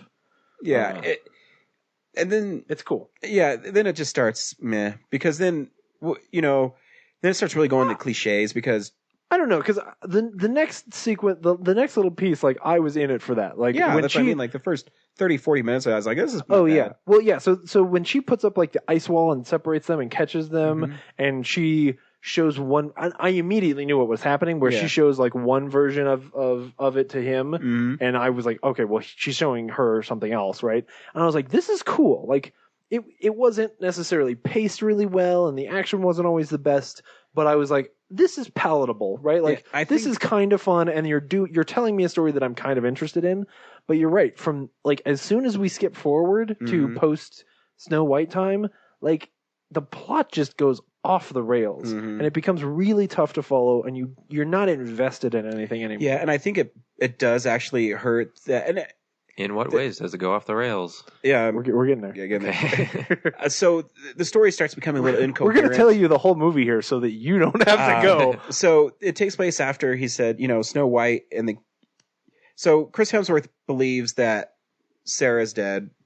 That's Jessica Chastain's character. Jessica Chastain. He thinks Jessica Chastain has died, but she hasn't really. That was a vision he's given. Yeah. So they're So And so they've there's a part been we hanging skipped. out, but then he like has a Well, dream. so they get caught by the queen, Okay. and so the queen knows that like, oh, you guys are in love. You're not supposed to be. She puts this ice wall up between them, and on one side, and they're one's on one side, one's on the other.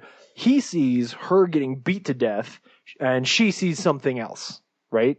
And meanwhile, they beat him. They're like, he sees that, he thinks she's dead. He kind of gives up fighting all these dudes. They beat him a bunch. They throw him in the river. They think he's dead.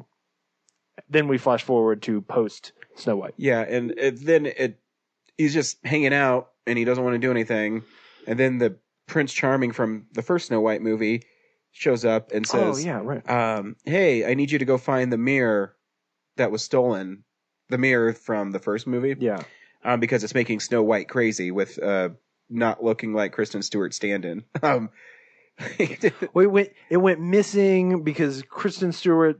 It was driving her crazy. She said it was, and then she had the her army take it away. Right, they and were then going the to take army it disappeared. to the haven or the sanctuary, which they never explained If what the this hell doesn't that make is. sense, it's because it doesn't make sense to us either. Right, yeah. So they're like, well, we sent these dudes to take the mirror away, but we haven't heard from them, so we want you to go find them. Because you're the best tracker. Right, yeah. So Is he a tracker in the first one? I don't remember. Yeah, I don't so. know. Yeah, I think you're right. I think he is. That's why Snow White hires him. Yeah, that's right. He can lead her somewhere. Yeah, I have to watch it again. And then he gets Nick Frost is the only dwarf from Nick the Frost seven just dwarfs. turns up. Yeah, and He's a then dwarf. Yeah. they have another dwarf. Was he a dwarf in the first movie? Yeah. Yes. Okay. They have another dwarf.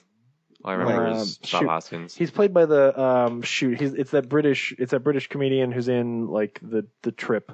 And anyway, Steve Coogan. Yes, yeah. So Steve Coogan is the other dwarf, and they're there because like the huntsman owes them money or something. Yeah, and it's like, and then they have this like cool little thing where he's picking up the dirt, and he's like, "I can tell you they went to the west. I mean, I don't need to pick up the dirt and say it's in the dirt." It's pretty funny.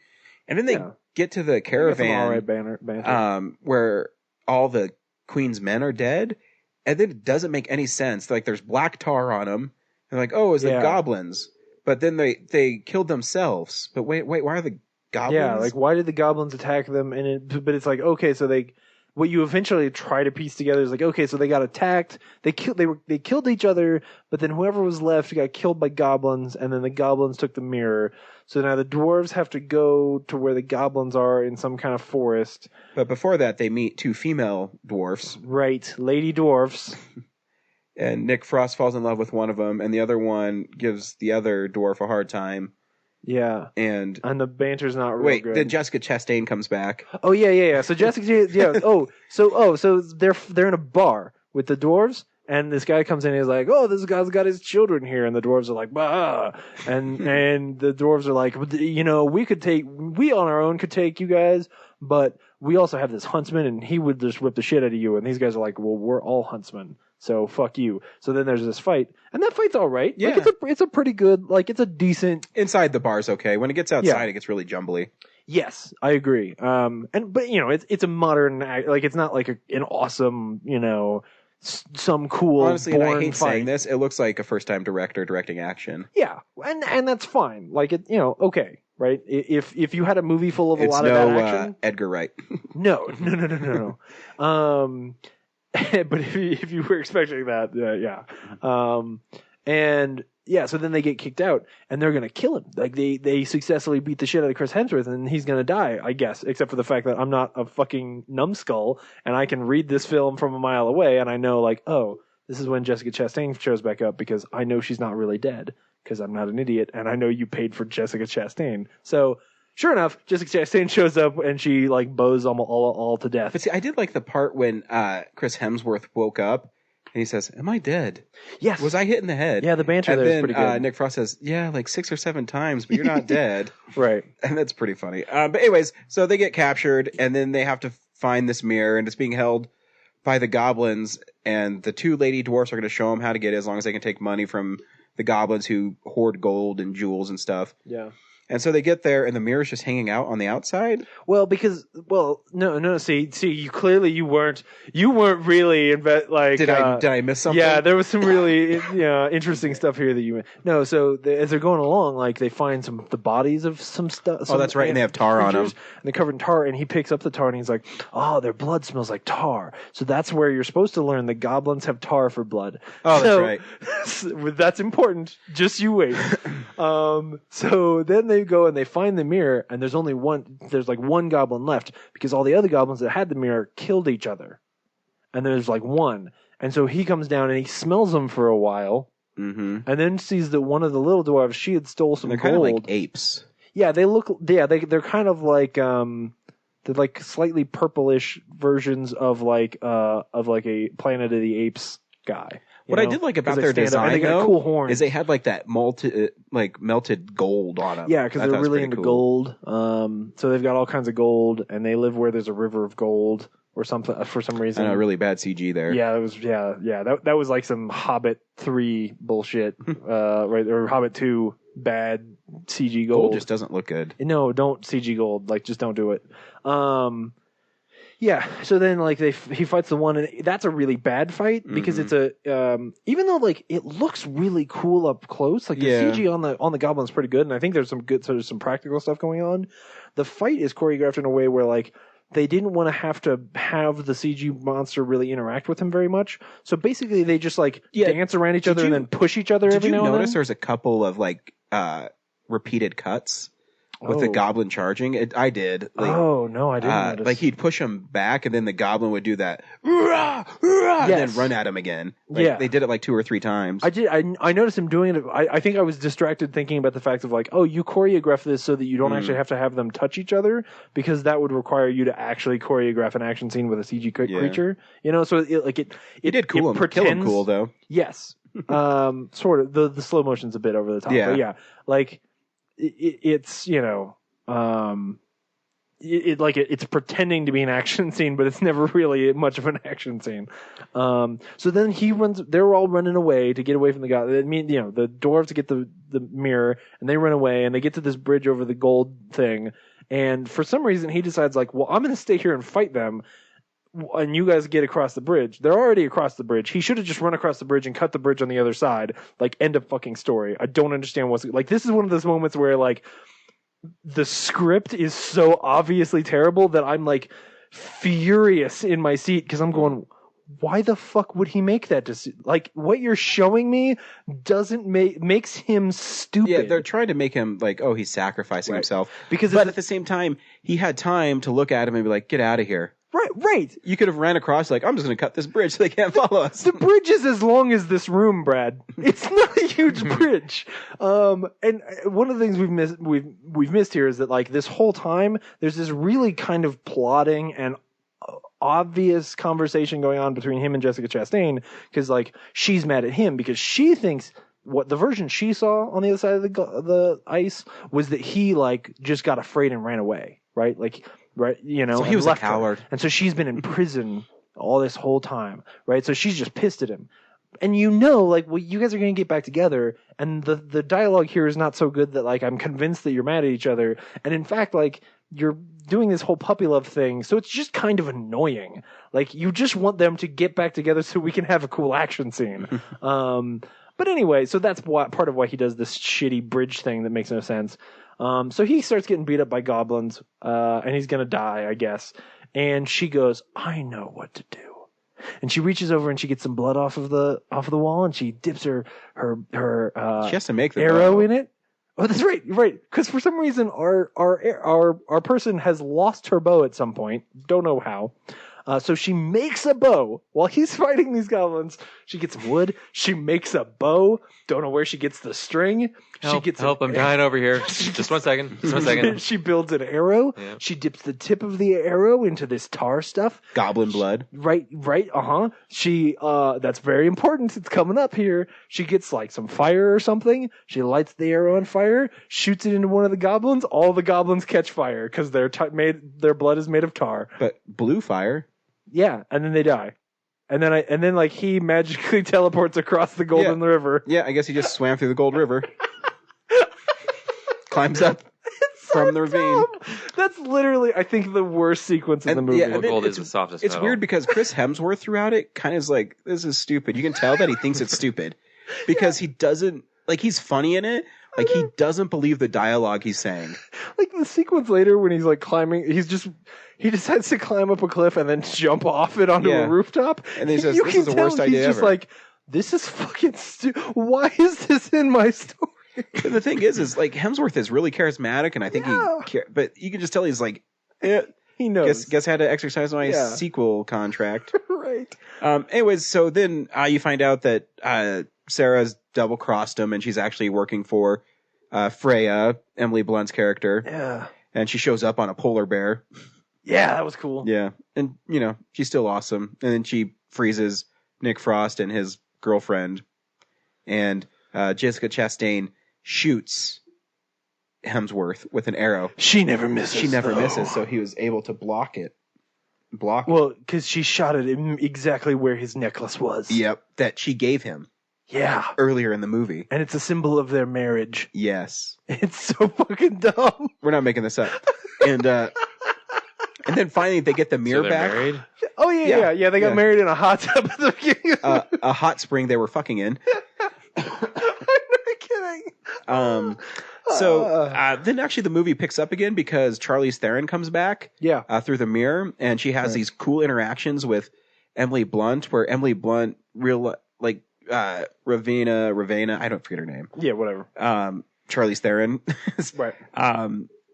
Starts ordering her troops that she wants to get back the Kingdom Snow White won from her, and I think it's a really cool thing where then Emily Blunt has a speech with her children that she loves clearly, even though she says she doesn't want to love. That Charlize Theron's kind of overtaking her kingdom, right? And she has these like cool like venom powers. Like I was like, oh, that'd be a cool venom. If she had like the symbiote, like make knives and stuff and stab people. Yeah, and that she sounds- straight murks some fools. It's all she right. murders people with like spider tentacle things. Yeah, but there's some great like dramatic beats with Emily Blunt and Charlize Theron. I mean, there's some missed ones as well where I there's agree. stuff where like she's like, I'm the person who brought you out of the mirror, and she's implying like that she could put her back, but I have no idea how. I agree. It's like they had some good ideas, and I swear that all these actors I think are pretty good actors. Yeah, they're great. And they're going, what am I supposed Academy to do with this? Award-winning Jessica Chastain. Yep. It's Emily Blunt, who was in Sicario last year, which was one of the best movies of that year. Like, these are four really amazing actors. What's his face is probably the least of them, but with Rush, I think that he's amazing. Yeah. So it just falls apart, and then they even show you in the trailer Freya and Charlize Theron character, they fight. Yeah, and that's pretty short. Yeah, and, it's short.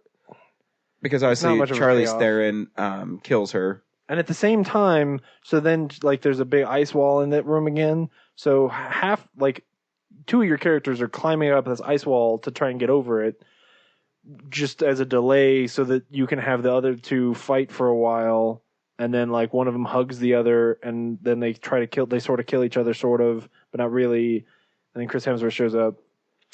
And this is jumping past the part where like in order to get into the castle, he like scales this cliff, and his plan is like he scales the cliff and then he jumps off it onto a roof.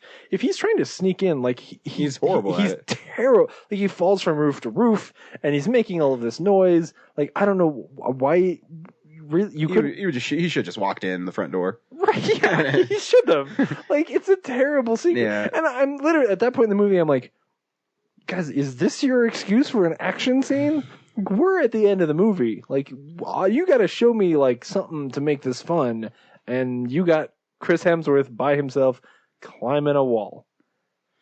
Yep. And then they both die.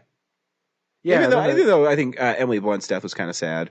Yeah. Because she learns. Yeah. Huh? No. Charlize Theron.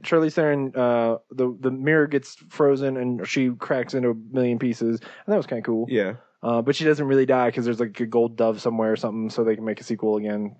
Great. They won't. They won't. And then Emily Blunt just like bleeds out. Yeah, because her sister like shoots her with some venom powers. But she learns like, oh, love is okay.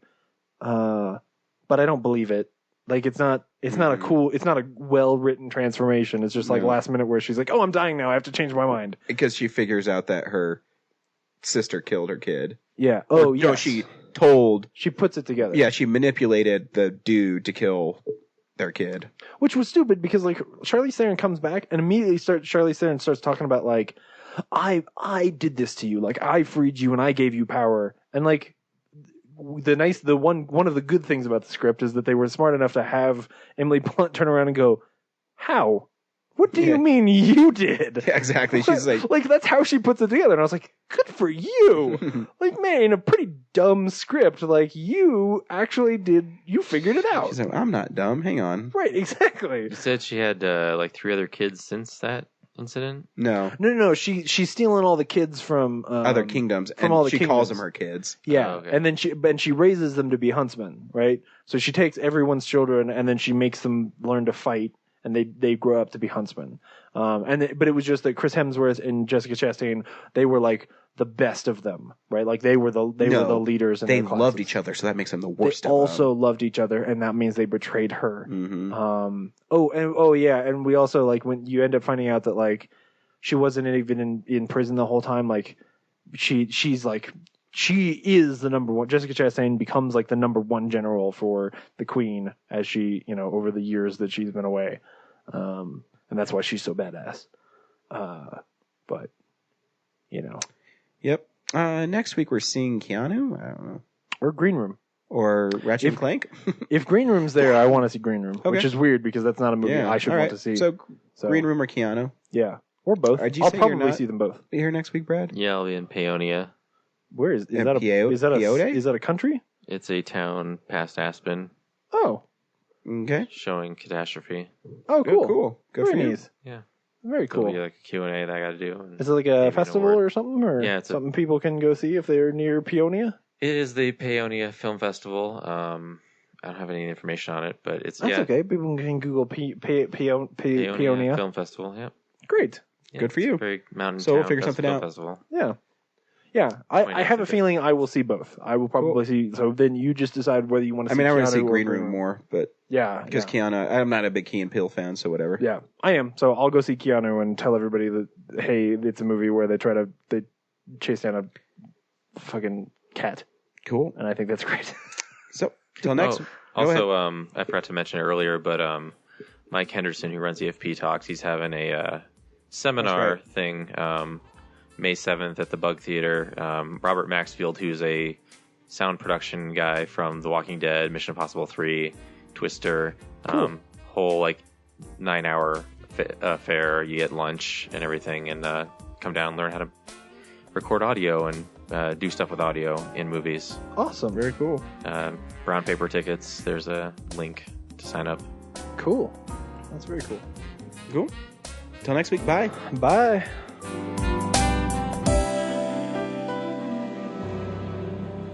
Visit our website, realnerdspodcast.com. You can tweet us at real_nerds.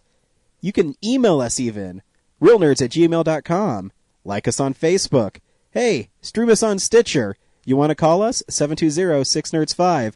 And download us on iTunes. Just search Real Nerds. Thank you, Joe Kempter, for the wonderful voiceover. And also Spark Mandrill for the wonderful late-night jazz smooth sounds of movies. You can find him on SoundCloud. This has been a Nebulous Visions production.